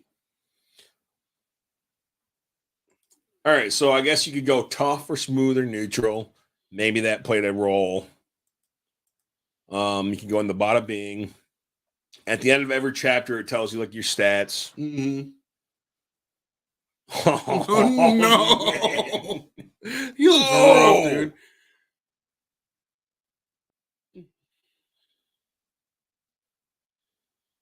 Christopher. Oh, they nailed the unibrow. And the fucking nose, too. It's a natural canopy. Oh, shit. Jesus. It's like they forced. It's like they forced a lot of this shit. Tell me they don't go talk to Melfi. Is Melfi? I don't remember if Melfi's in this. There she is. They're beating the fuck out of a doctor for something. But like, it's not an open world game. They tell you where you have to go and what you have to do. Oh, man. You can interact. You can have these little interactive things, just like with Grand Theft Auto, but you can't interact with them and have like a cutscene or whatever. And then I don't remember even how this goes. So like this entire game that I played, I don't even think I looked on Google to try and find out. Because Google and cheat codes still weren't a really big thing back in the day, walkthroughs and such. But I remember making it to the end of the game. And I think you only use a gun one time. No shit. To where you can actually shoot and kill somebody. One fucking time out of this whole Mafia game. Is that Vito? What the hell? Paulie. Jesus, they fucked his hair all up. Yeah, they did. He looks more like fucking Phil Leotardo.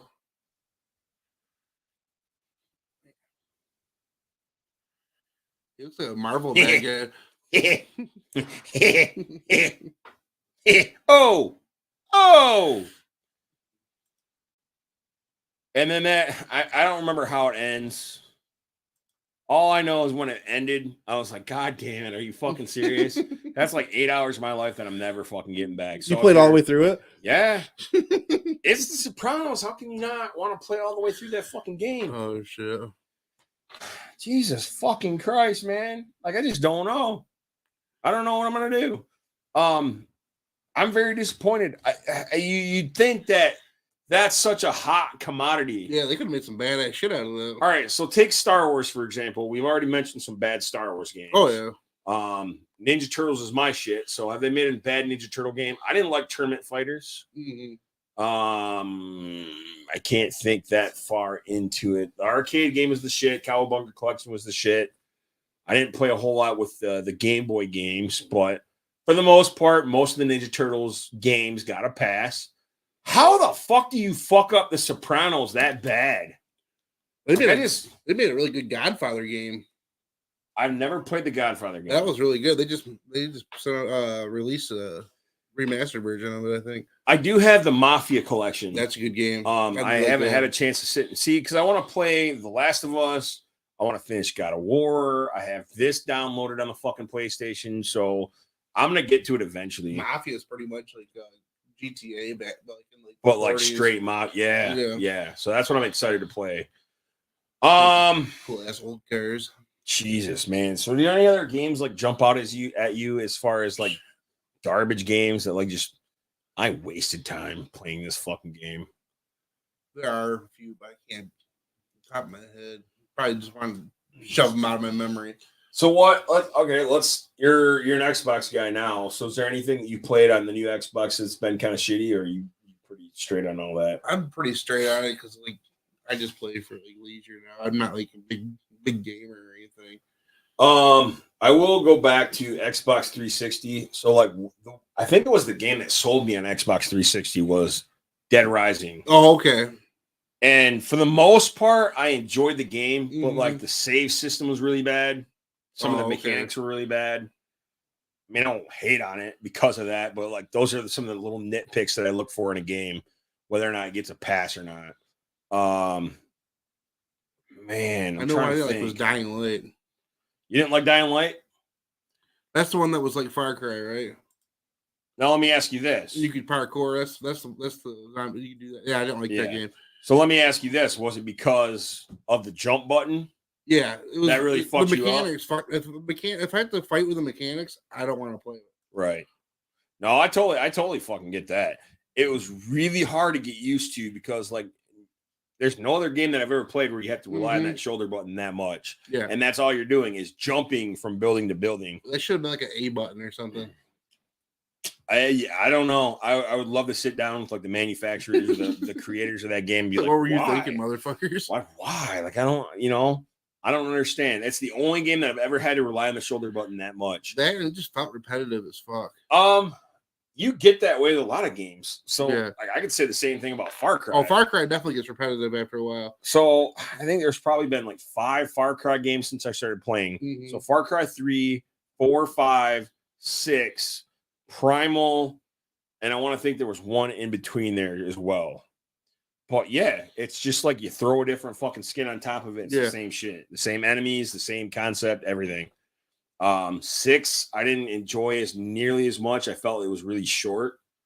The DLC was not what it is. I really don't like the DLC at all. Far Cry 3, maybe 4 was pretty good.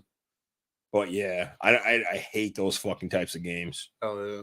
Like I like the mechanic, the overall. But if that's all you're gonna fucking do is just throw a new skin on the top of the same game, no, I'm not having it. So let's see.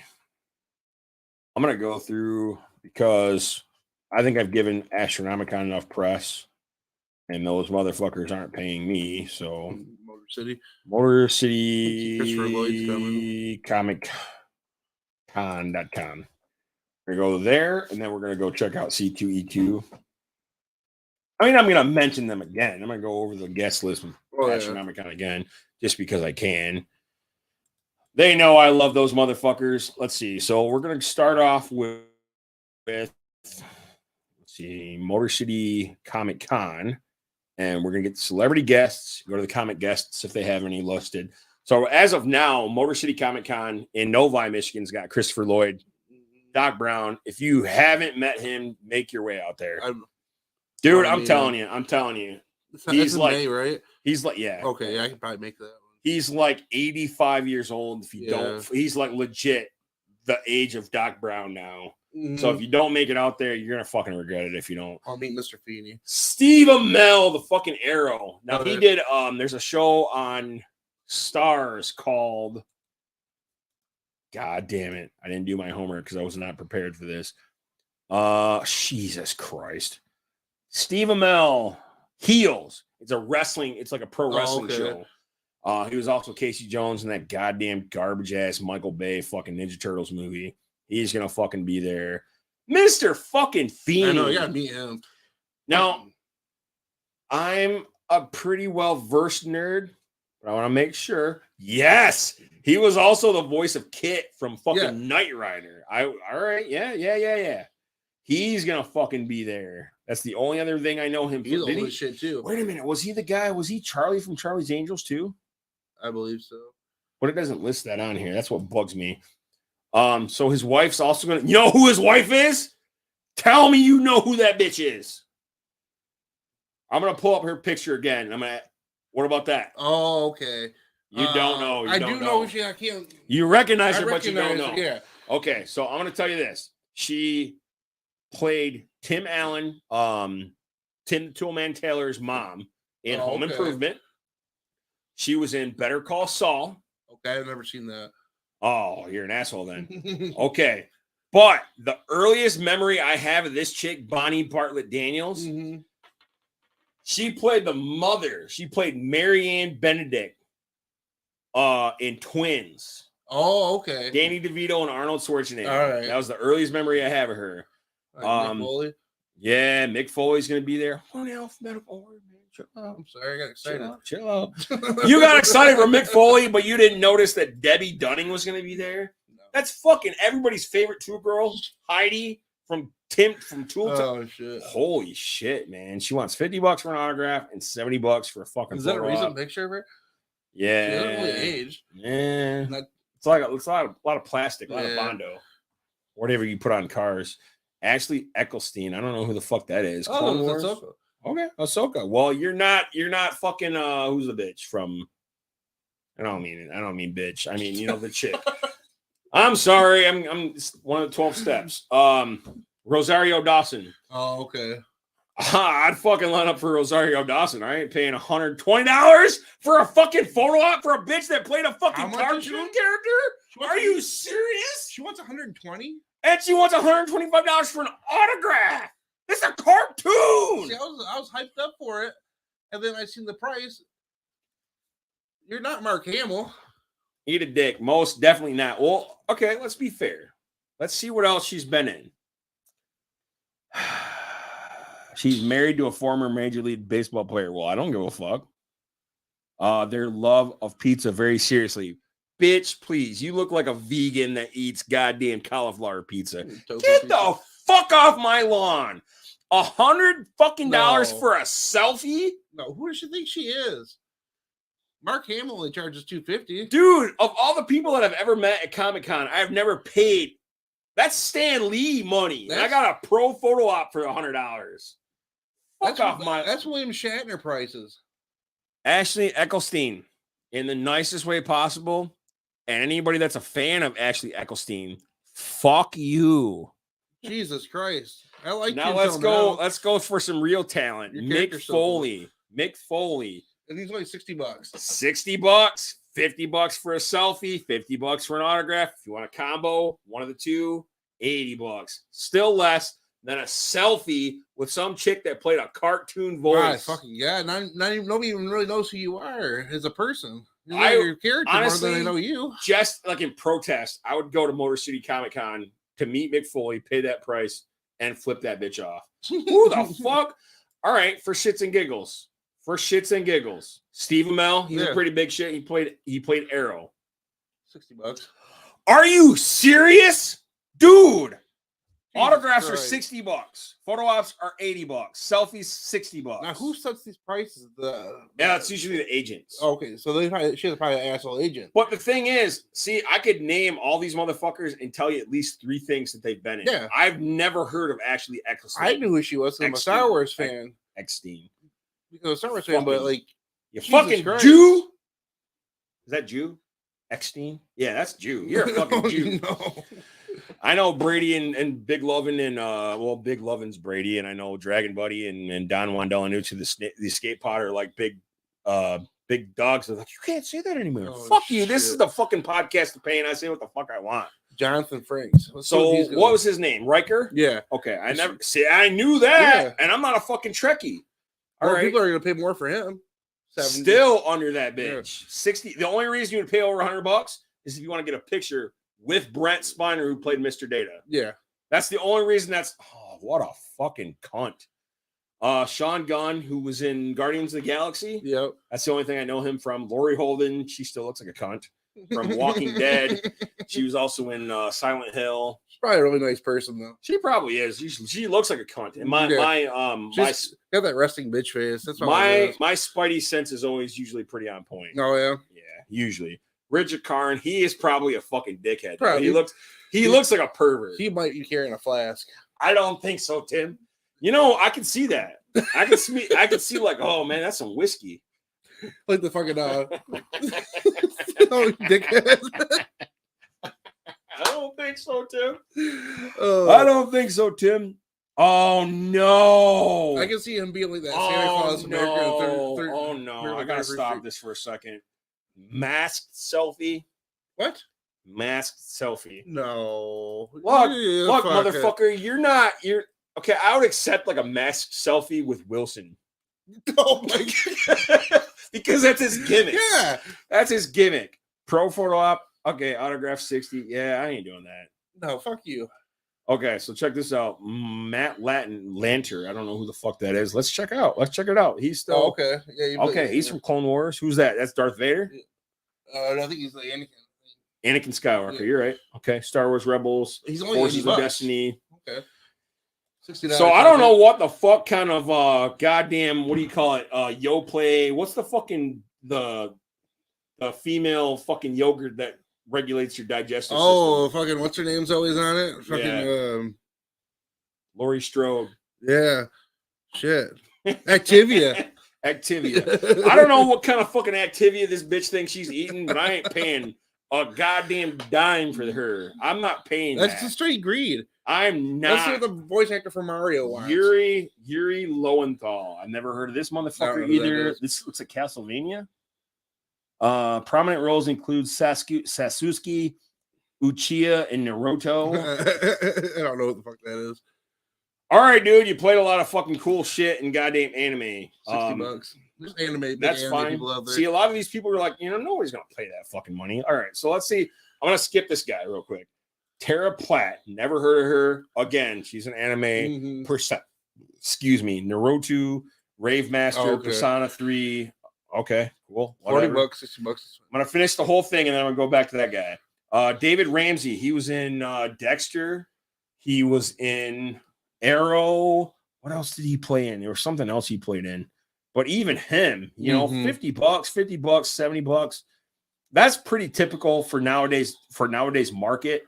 Emily Bett Rickards, Yeah. The Flash, Arrow, Legends of Tomorrow, and whatever, don't care. Michael Rooker, he's a big dog. Now look, $75. Michael Rooker played goddamn Merle in The Walking Yeah. Dead.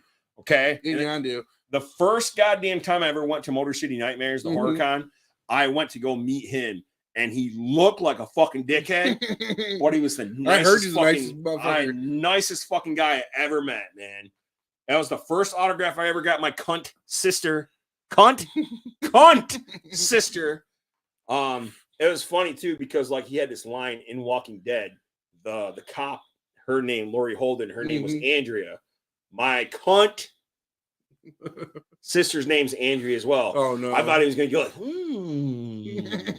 do his little thing, but he didn't.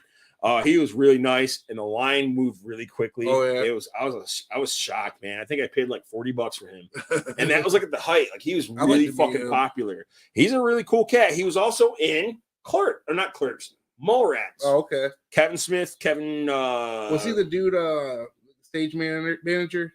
He was Mr. He's the one who gets the chocolate covered pretzel, right? Yeah, the mall. I think he was the mall manager Yeah. or whatever. like He's that. actually I kind of forget. manager. Svenning. I think his name is Mr. Svenning. He plays a dick in everything. He played Henry Lee Lucas as a serial killer in a movie. I'm trying to think of what else right off the bat that I know him from. But he always plays an asshole. If we got any Supernatural fans out there, Mark Shepard, who plays I don't know. Never seen a single episode of that. It's like Scooby-Doo for That's what I grown-ups. heard. Loki, is that his name? He plays an angel, an archangel or something. I don't give a fuck. Nobody cares. Nobody gives a fuck about Supernatural. And I'm saying that because there are people watching that like Supernatural. Fuck Supernatural. Anyway, this guy from Supernatural, fuck Supernatural, is going to be there. Photo ops are $80. Selfies, $60. Autograph is $60 as well. Still cheaper than that one bitch we spoke of earlier who we're not going to go back and name. Brent Spiner. Yeah. Now, Brent I heard he's a Spiner, fucking awesome dude. Brent Spiner is a big dog. If you're a fan of Big Bang Theory like I am, Mr. Data's brought up quite a bit. He is a very prominent character, very well known.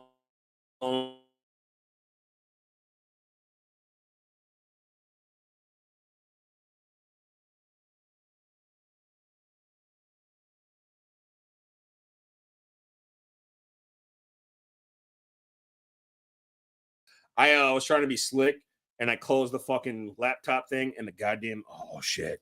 Oh no. The goddamn lost connection to the camera. Oh shit. Refresh. Come on. Hold on a minute.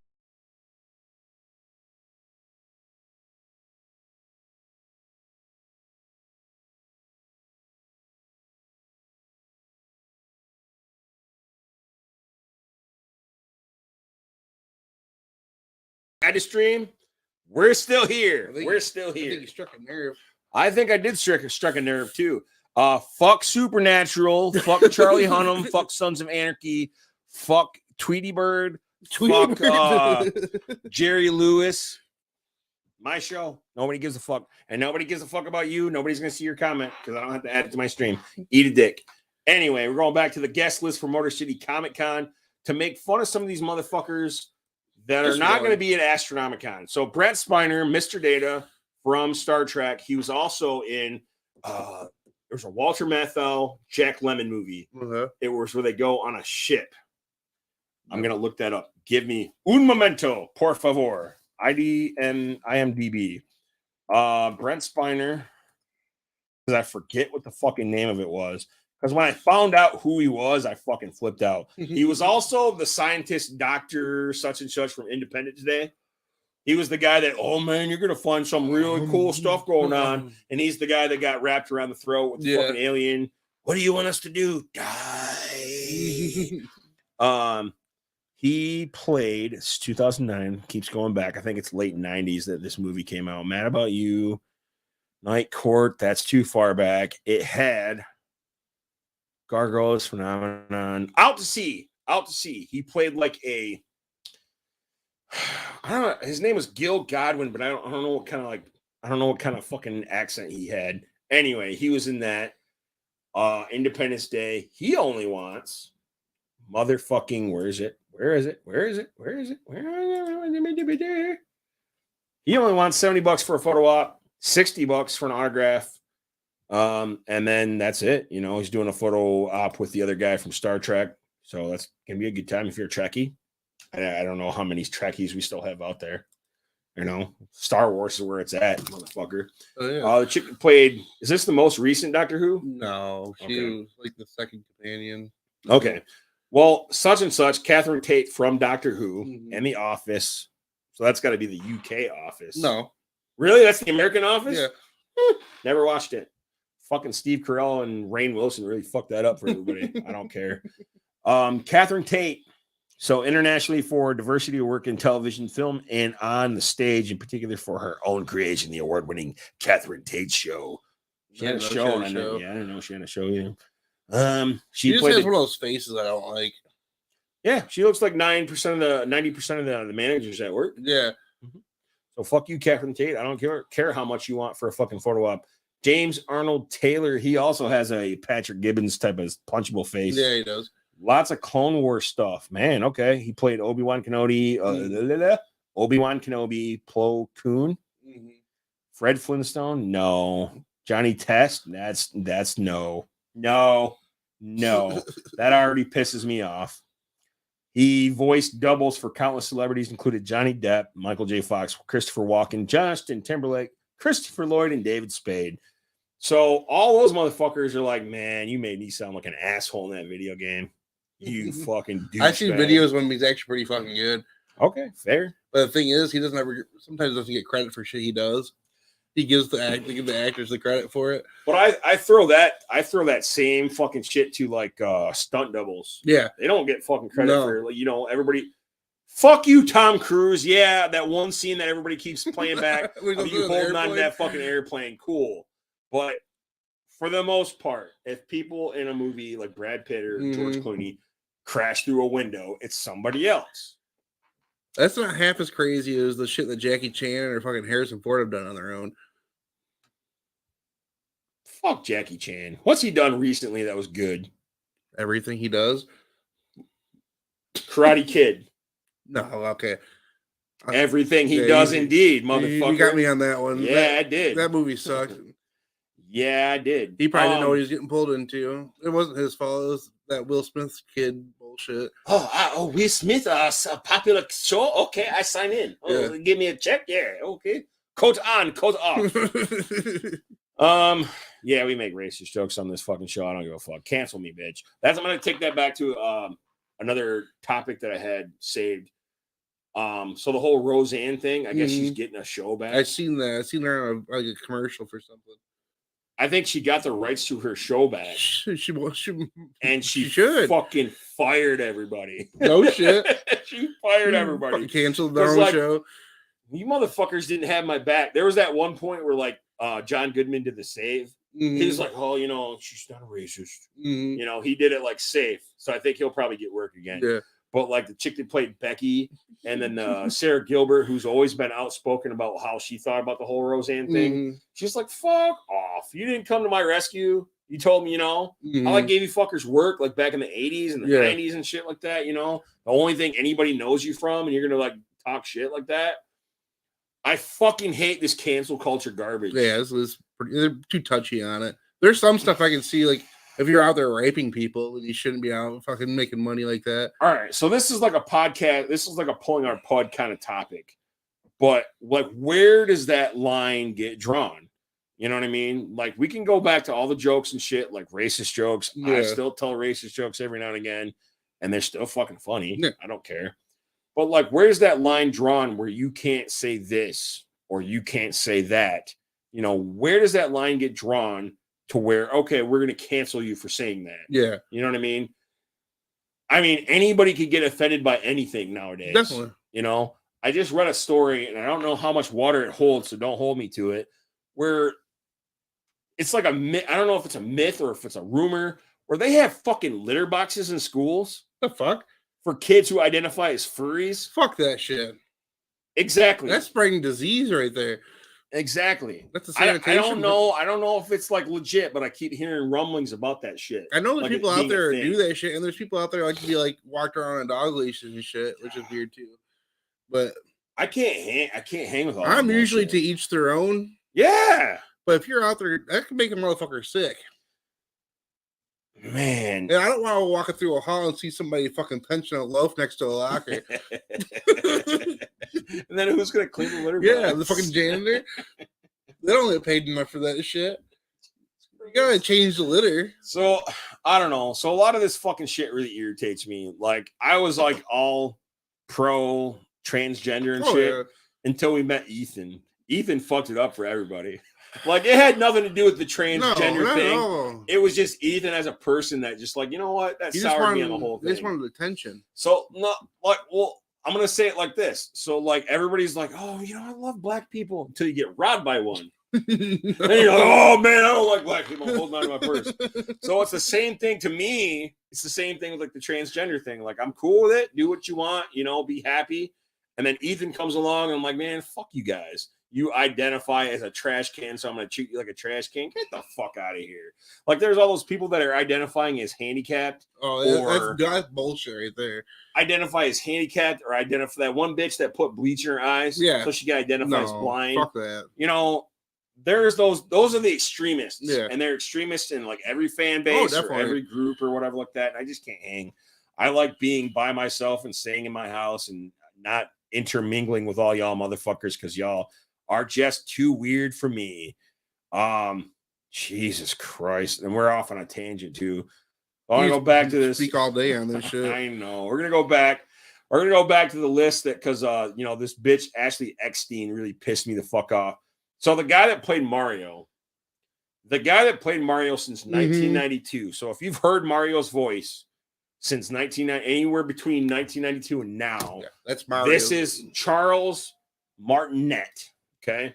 Now this motherfucker, okay. What the fuck? Friday, Saturday, and Sunday, his autographs are only $60, and his photo ops are only $60.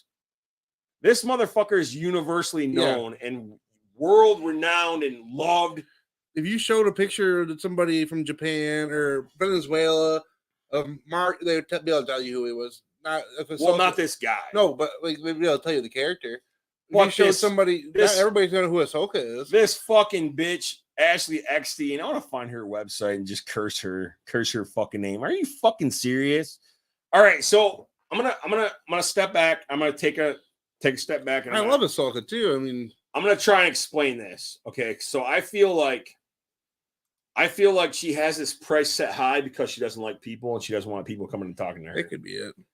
Because that's what I would do. Like, so let's say, because like the cameos, like cameos are still a pretty big thing, and they became a big thing with COVID. Mm-hmm. You know, celebrities doing like video shout outs Check for the people. price up so you don't have to do as many. So they even had Wesley Snipes on there. Oh no! But I think he wanted like $2,500. Like, who's got $2,500 to do a video? They're like, okay, that's too much for me. We're gonna go for like a YouTube celebrity. So to me, you know, if somebody wants to meet her bad enough, they're gonna go ahead and pay that. Mm-hmm. Personally, go fuck yourself. She looks like a bad Lady Gaga. So that's enough of that. Let's go to the comic guests. So I'm a little bit more versed in the comic guests. Corey Hampshire, he's cool. He's on my friends list. They only have a couple. Sarah Ricard's fucking dope. I love her seen stuff. her somewhere before. Well, I always thought she looked like Chloe from Smallville. Oh, okay. But she's cooler. She's not like into the fucking sex cult and all that bullshit. She did. I think Lena's got. I think I still have it. A My Little Pony sketch cover. She did this picture I have of who's the Addams Family parents. Morticia and Gomez. Yeah. She did another. You know, she's super fucking dope. I think she did. I can't be for sure, but I think she did a Ninja Turtle character on one of my sketch covers for the Ninja Turtles. Oh, nice. But she's cool. She's good people. And then these other ones I don't know right off. Motor City Comic Con, get your fucking shit together. Let's go to c2e2.com and see the variety of characters you're going to see there. Accept all cookies. Log off. I don't trust that cookie shit. Fucking Tony Soprano. Guests. Okay, so I like how they have the previous year's guests so you can see all the cool shit you missed out on. Oh, yeah. Big Cook shit. Yeah, dude, they had some pretty wild shit back in the day. You can count and see how many people aren't alive anymore. I'm gonna go ahead and go to the bottom because I think they do the. So one of the actors that popped up at C2E2, and I found out that my buddy Jay from Heads Up Studio knew, was Agent Harris from The Sopranos. He went to fucking college with him. Nah, swear to God, that'd be badass. Well, like who the fuck would lie about that? Like I went that guy. That's fucking sick. That's pretty badass. But see, like all these other fucking people on the list, I wouldn't give a fuck. All right, and I mentioned Zachary Levi earlier. Yeah, check this shit out, dude. You thought I was bullshitting? He was in Shazam, Tangled, and Chuck, which I never saw. Where's the info, fucker? All right, well, it doesn't have the list on here for him. You said it was outrageous. It was more than that fucking bitch that played Ahsoka. So Mr. Feeney, Eric Matthews is going to be there also. Oh shit. I don't know any of these fucking people. I think they're artists. Tom Welling from Smallville. He played Clark Kent. He's going to be there. He's also in Lucifer. Tim Jacobus.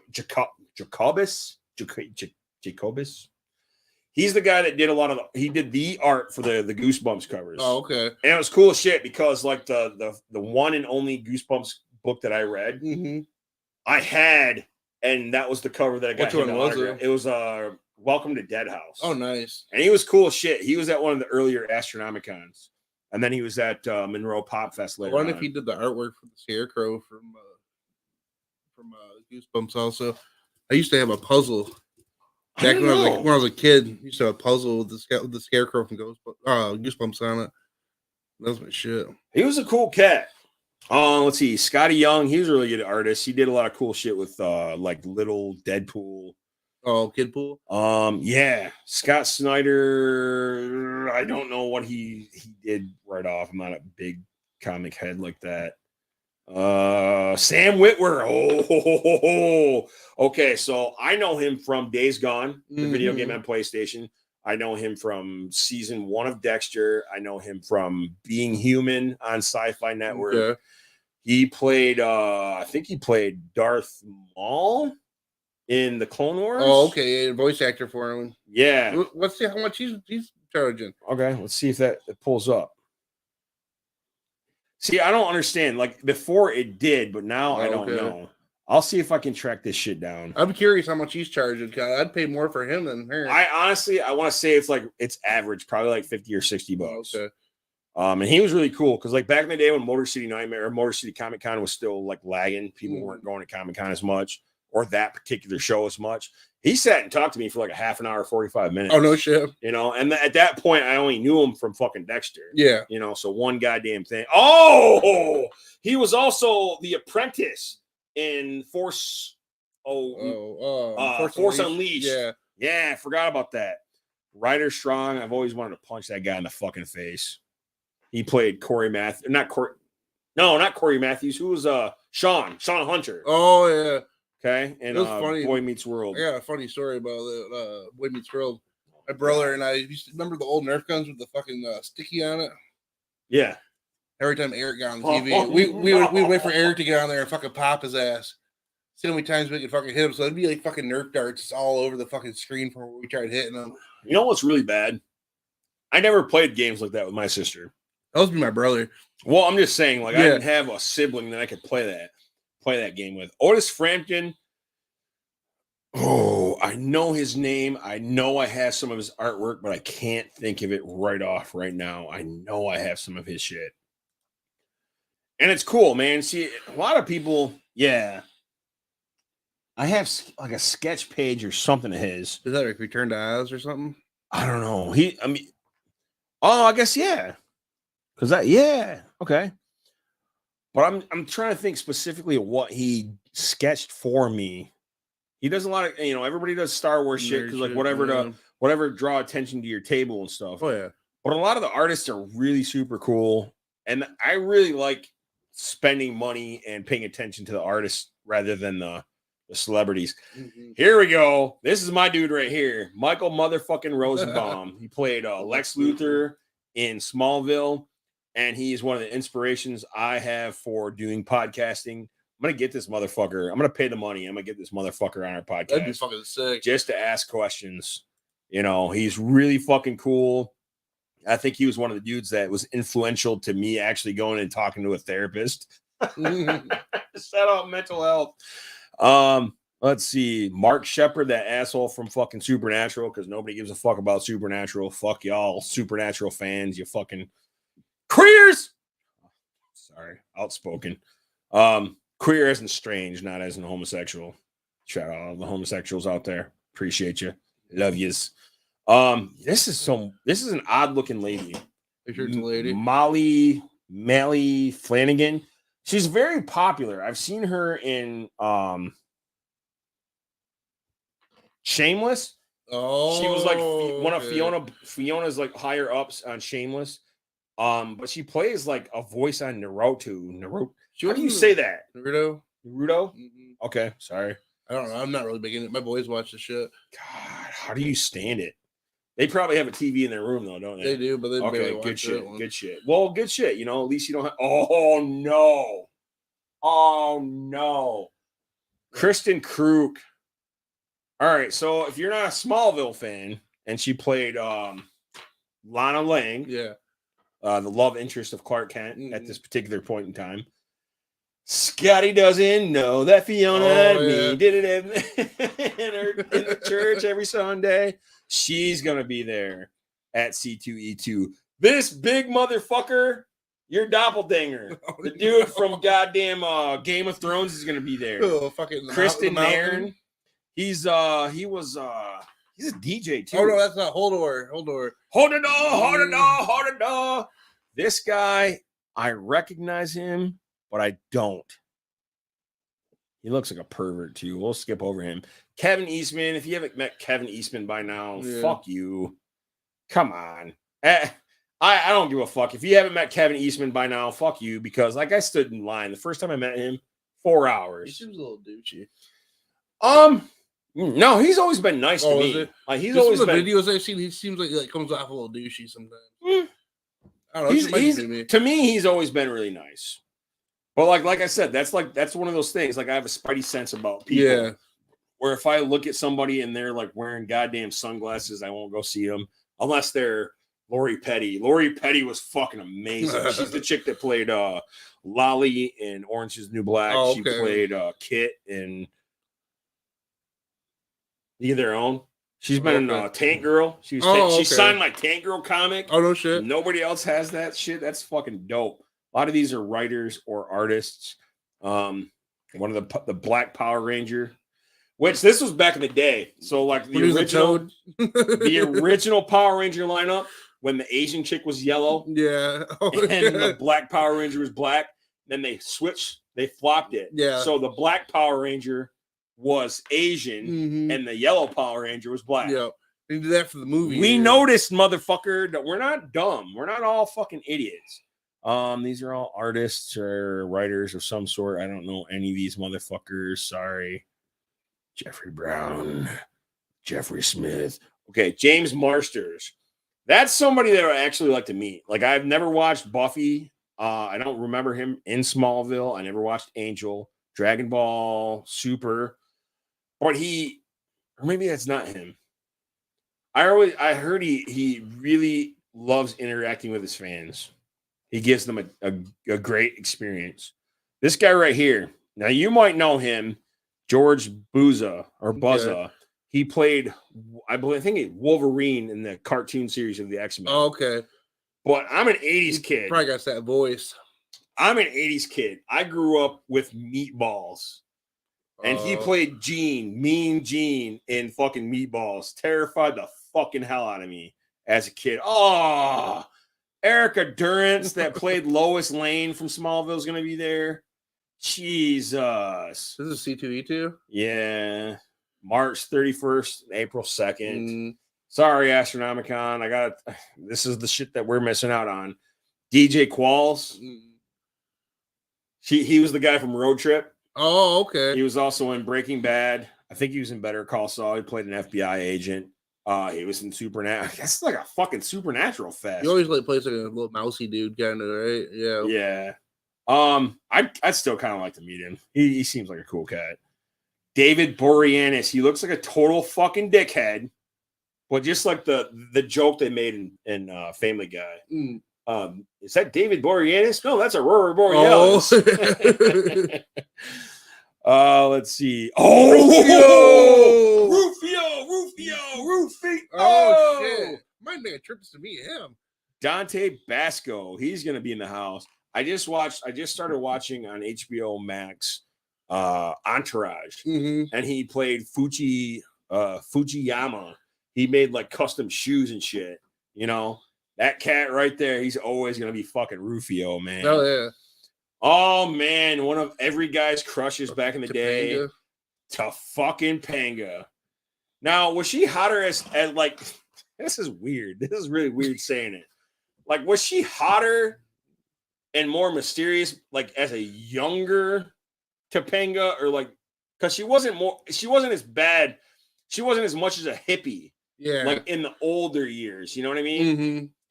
Because she was still like within our age range when the show was available, you know, so it's not like creepy. No, yeah, it's not. I'm just saying. Not Brian Ellis or anything. Fuck you, Brian Ellis, you pervert. Oh, I'm gonna fucking put that up. I'm gonna put that up. We're gonna put that up in the fucking feed. So, Brian Ellis, this guy pops up in my people. I see him all the time. I just want to fucking punch my screen when I see it. This guy pops up in my people you should know, or people you should know who this was, so you keep away from your fucking kids. Yeah, if you guys know this guy in Jackson, Michigan, he lives on I don't know if he lives over there anymore. Last time I heard, he moved somewhere. So that was off of East Argyle. What street was that? Scott Street? Something like that. I don't know. You Because I delivered Yeah, mail you for probably- him you at that probably have. house. So I'd have, yeah. he has So- to register wherever he's at. So I'm just going to throw that out there. Brian Ellis. If you guys know that, he's a fucked up. I don't know if he's registered or anything like that. Oh, but he there's- is. Go ahead and Google his name, motherfuckers. Jackson, Michigan. He molested his daughter or his girlfriend's, daughter. She's 5. And was trying to fucking make excuses for it and shit like that. He tried Now saying that- he thought it was his girlfriend. It wasn't his girlfriend, obviously. How little is his girlfriend? She's not little. She's like my size. Yeah. I just want to let you guys see the squinting that I'm doing to Will because he is explaining what's going on here. She worked at Tag for a little bit. I seen who it was, so I can. Shout out to sobriety. Oh, Jesus Christ. That makes you want to fucking drink. Day one. Anyway, yeah. Now that we don't work at Tech, we don't have to No, worry we can about the say some shit. ramifications. We have our own show. We can think- talk at what I think that's the first thing Alicia did when she left that place. Is like start posting shit. she's more hateful to that fucking place than we are. Oh. I appreciate you, but man, fucking chill out, go outside. Use some of your witchcraft on better things. Okay, so let's finish the list up. We said Topanga. Chris Uminga. Do I have any of his artwork up here? I know I have purchased a lot of his stuff.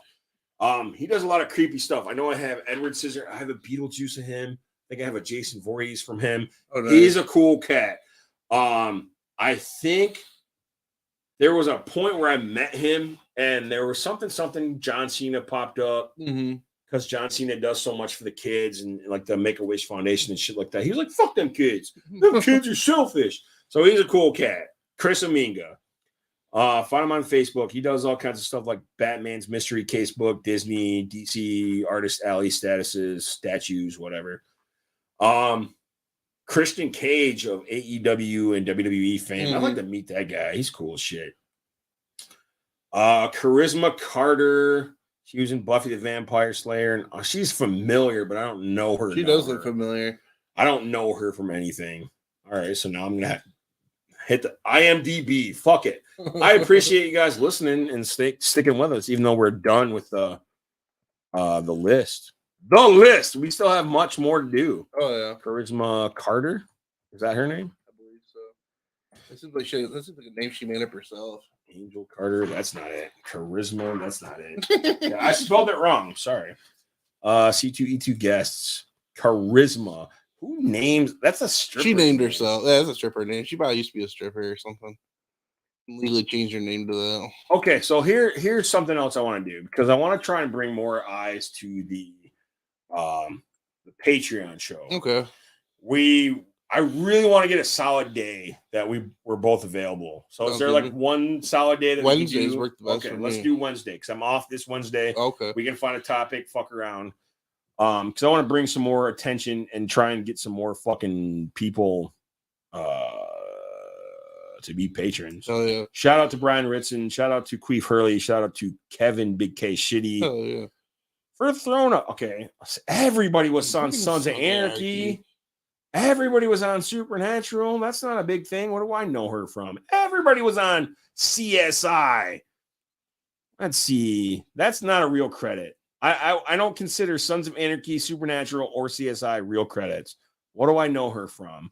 Boy Meets World, Baywatch. That's another one. I don't consider those real fucking credits. Burn Notice, Crash Site, Haunted High, Sons of Anarchy, Blue Bloods. All right. Well, fuck you, Charisma Carter, because I don't know you from anything. Who else we got here? A lot of X-Men OG animated series voices on here. Nice. Chris McGee, I don't know. Carl. Oh, Cal Dodd was the original Wolverine. Oh, okay. Not the other guy. I think the other guy played Beast. Oh, okay. Um, Kind of looks like Beast. Pinkerton, Bonnie Bartlett again. Marianne Benedict, she's gonna be in the house. They're getting up there, man. Yeah. Bill and Linda Reinhold. I told my homie Cody Lockwood he needs to go because my dad actually has a Badger comic that I want to get. Oh, nice. I mean, not that anybody fucking this bitch. This fucking bitch is She's popping there up too. at C2E2. Make sure you guys protest Ashley Eckstein, bitch. Love the character. That's some greedy ass shit that she's pulling. Yeah. I mean, she's probably like a sweet person. It's probably her agent. Probably because, is like, her you know, agent. You know how agents get like 10% But it's just off fucking everything. straight greed. But you don't look into that shit? Okay. I don't know Chris any of Evans. these chicks.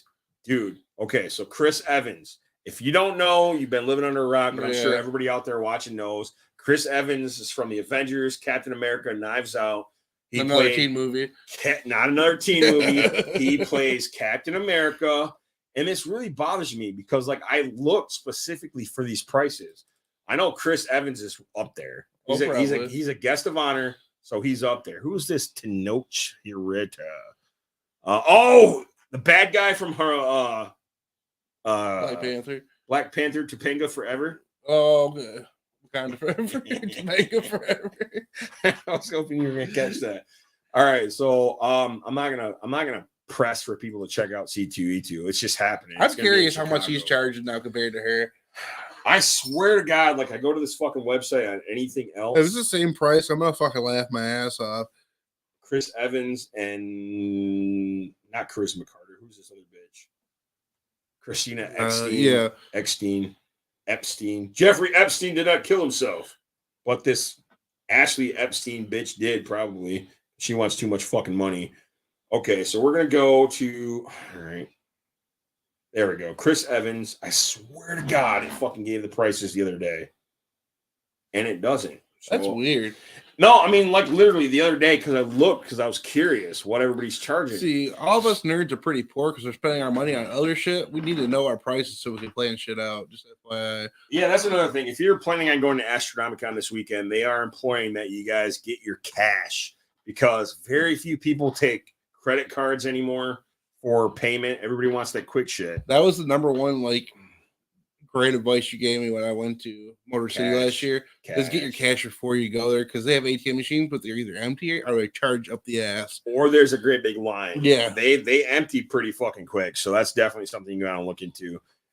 That's something I'm gonna work on for the future. Is like do a comprehensive Comic-Con survival guide. Oh yeah, you can buy a fucking patent that shit or fucking whatever you want to call it when you do the book. I know there's just so much info. Yeah, like there's so many there's things that I do personally for myself, and then there's things that I think. But if you made it funny as shit, like put some little stories in there why it fucked you over and how it could have helped in the future. I'm gonna say this. I don't give a fuck. You know, if you're one of those people that doesn't believe in paying for photos or autographs, that's totally you. That's fine. But if you are one of those people, man, you're not entitled to anything. They don't owe you shit. It doesn't matter if you're a fan of their movies or you buy their products or whatever. That's all you. That's your choice. What's that caveat emptor, buyer beware type shit? Okay. One story I want to share really quick, and I think I've shared it before. I was in line for Wallace Shawn. Okay. He played Vizzini in Princess Bride. Yeah. Okay. And he had like a specific, and this pisses a lot of people off too, but I understand it. Oh yeah. Because I go outside and I watch other shit besides that one fucking movie people are famous for. He had this little post-it note that said "No inconceivable." Yeah. I don't blame him because that's probably all anybody asked for. That's his number one line that he's ever said from other movies. But like I said, I go outside. I've seen him in other shit. I sat there for like probably 5 minutes, sitting there discussing other movies I've seen him in, like Double O Kid with Corey Haim. You probably appreciate it. He like looked at me like sideways. He was like, "That was a really long time ago." I was like, "Hell yeah!" And then another thing I like to do is like I like to ask their recommendations. Like, hey, I know all these fucking movies you have pictures for on, tell me a movie that not everybody else talks about. And he told me, and I still have the little post-it note that he wrote down, My Dinner with Andre.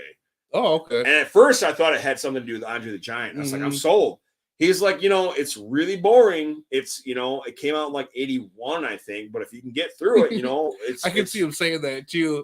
Yeah, he's like, you might not get through it. It's not like my other stuff. But I sat there and I shot the shit with him. Like, he was in house arrest. He played the voice of, the dinosaur in Toy Story. Oh, yeah.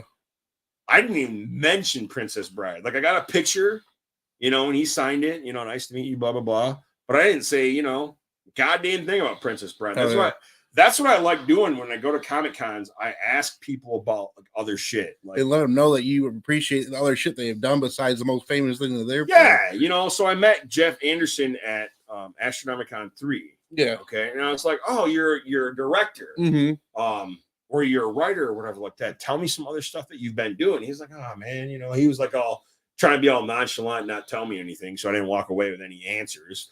But like, I like to ask those questions. You know, you guys get this fucking shit all day.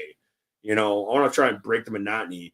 Tell me something you want to do. Who do you want to work with? Who haven't you worked with yet? What style of movie do you want to do? Like Richard Brake, the guy that played the Night King in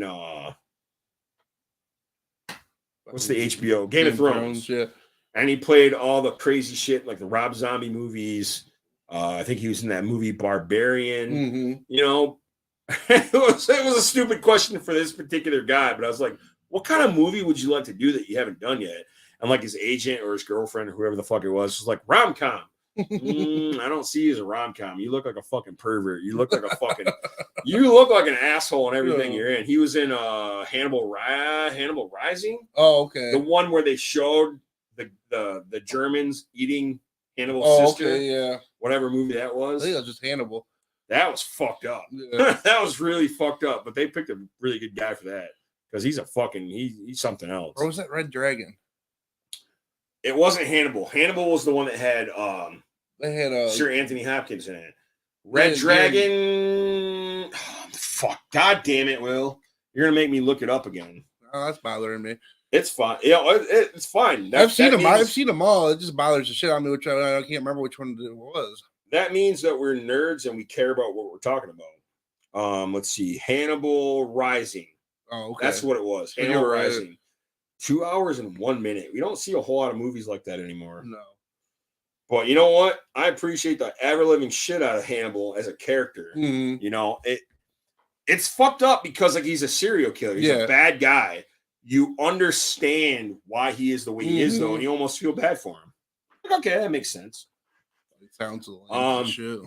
Yeah, shout out Brian Ellis. I'm sure you're gonna get a lot of DMs tonight, motherfucker. You fucking rat-faced pervert. He looks like Splinter. Didn't somebody say he looked like Master Splinter? No, that set me off. Fucking hey, Bubba. Alicia said he looked like it was either you or Alicia said he looked like one of the mice from Witches. Like halfway had to have been Alicia. Halfway through the fucking transformation. Because that's one of my highly regarded movies. I think it was Alicia. So that I would have skipped that. I would have skipped over that if that was the case. God damn it, Alicia, bitch. All right, so was that it? Okay, Motor City Nightmares is coming up as well. This is one of my other favorite shows. Elliot from E.T. Oh, yeah. Elliot's mom from E.T. Elliot's brother from E.T. Everybody except Drew Barrymore. I would kill a motherfucker to meet Drew Barrymore. Even if it was like like it doesn't have to be physical contact. I don't have to have an autograph. I don't have to have a picture. Just like a meeting. Wayne's World 2. What was that? The other day. Bjergen. Yeah, I forgot she was in it. From the Jürgen Fjords. Yeah. I was like, holy shit, I didn't realize that was her. Jürgen from the Fjords. That was like in her transitional period when she was like flashing Dave Letterman and doing all those her wild days. I have got to share this fucking story with you. So speaking of Drew Barrymore, so like I may have mentioned earlier, my family and I were big fans of Roseanne. Oh yeah. Okay. I think Roseanne started in like 87, something like that. So Sarah Gilbert, I became like a fan of hers.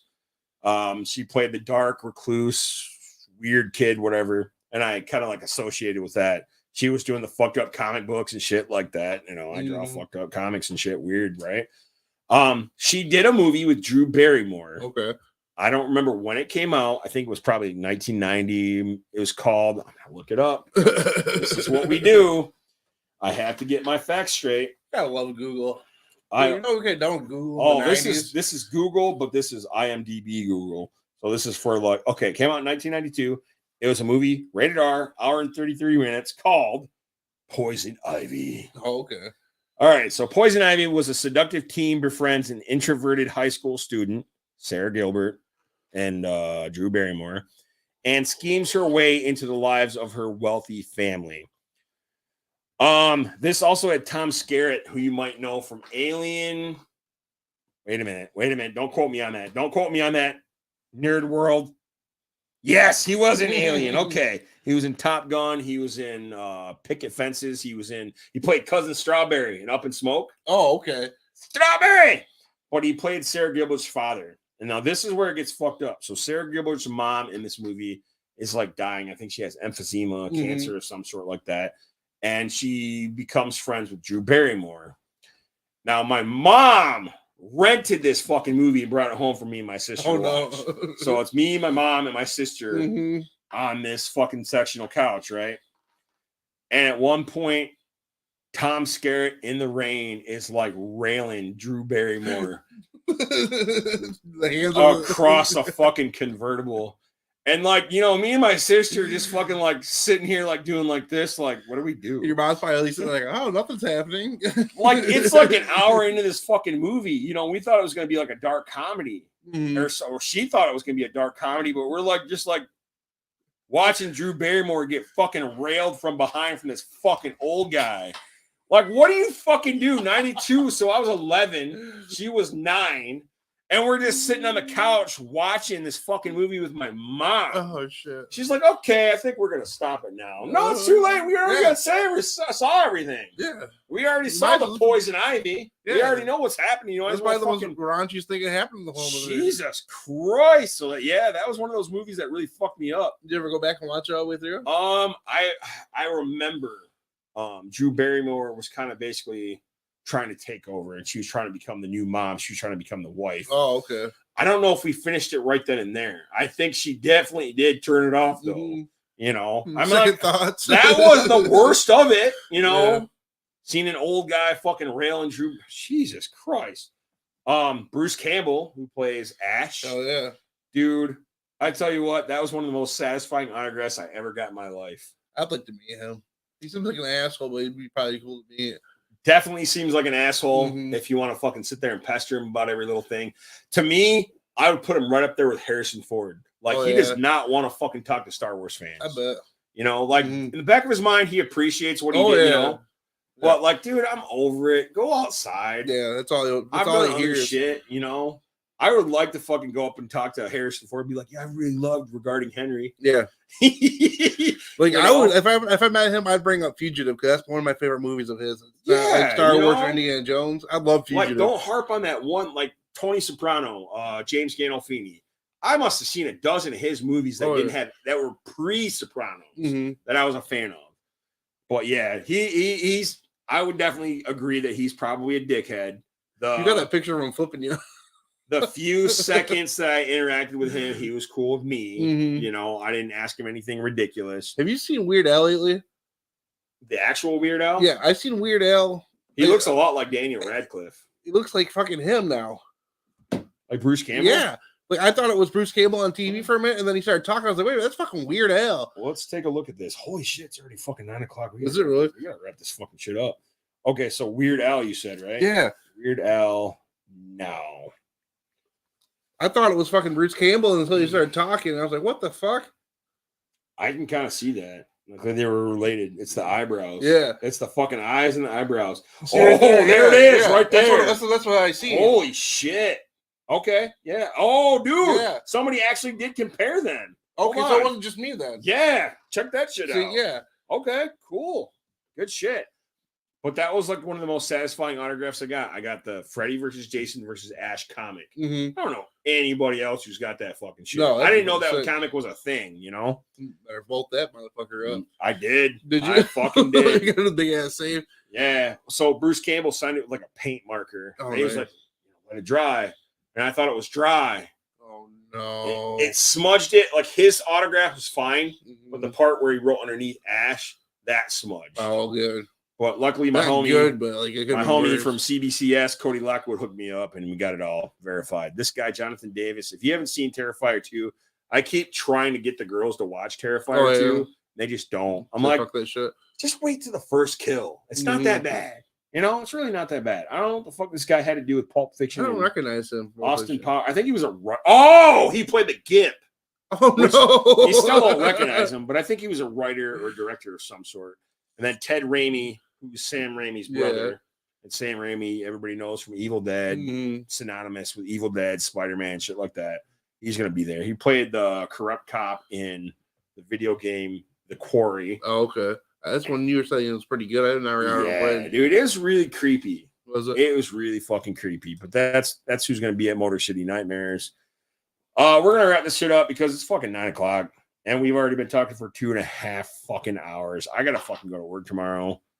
And I got to pee. Like I said, man, I'm gonna do this fucking shit. I'm gonna do this shit with sobriety. Oh yeah. Day one, motherfucker. We got t-shirts coming. We got new designs coming. Astronomicon's gonna be coming up. I'm gonna try. I don't think I'm gonna do live shit. I don't know if I'm gonna do live shit. Oh, for Interviews and shit. Oh yeah. I don't think it's gonna be weird. live. Yeah. Because Lena's gonna have to hold the camera and shit like that. I don't know. A lot of things can go wrong. So I promise you guys, I'm going to give you guys updates as I go to Astronomicon. I'm not completely sure what days I'm going to fucking go, but Kevin Smith is in the house. I'm going to fucking get our faces in the same frame of Kevin fucking Smith, Jay, and Silent motherfucking Bob. I'm super geeked. So, closing. Oh, dude. Okay, before we go, this is something I told us that we were going to do. Oh yeah. I don't have a whole lot in here now, but go ahead and blind box, mix this up. Pick out our topic for next time, 2 weeks from now. All right. Let's see. Mortal Kombat Part 2. Oh, God damn it. All right. Well, there it is. Mortal Kombat Part 2. We're going to be talking about the rest where we left off. I do have notes. Okay. I do have notes, so I know where we left off. I think we got as far as Mortal Kombat 4, and then we started talking about the movies and shit. Okay. So, which is something I'm not too keen on. Was 2 weeks. 2 weeks. We're gonna be talking about Mortal Kombat. So if anybody, if you guys want to be a guest or whatever like that, hit us up in the DMs. Oh yeah. We'll see where we go from there. Anyway, until then, I am the D. This is Big Will. And be excellent to each other. Party on, dudes. And next time we're gonna be talking about motherfucking Mortal Kombat. Again. We're gonna finish up. It's pretty good timing. It's too, weird. because, I pulled that one. Yeah, it's very strange. It's pretty good timing because, like we said, 2023 it marks the next Mortal Kombat. Mortal Kombat 12 is coming out for whatever systems. So, shout out to. Oh, is that just me? Live viewers. Is that just us? I don't know. Well, fuck you guys. If you guys are listening to this as an audio podcast, please consider joining us every other 2 weeks. I'm live on YouTube, Tubes of You. Go check out I'm going to do it again. I'm going to get better at this. I promise. I know it is hard to find us on YouTube, honestly. This looks the podcast of pain, and you'll see the graphic with our big fat heads. Yeah.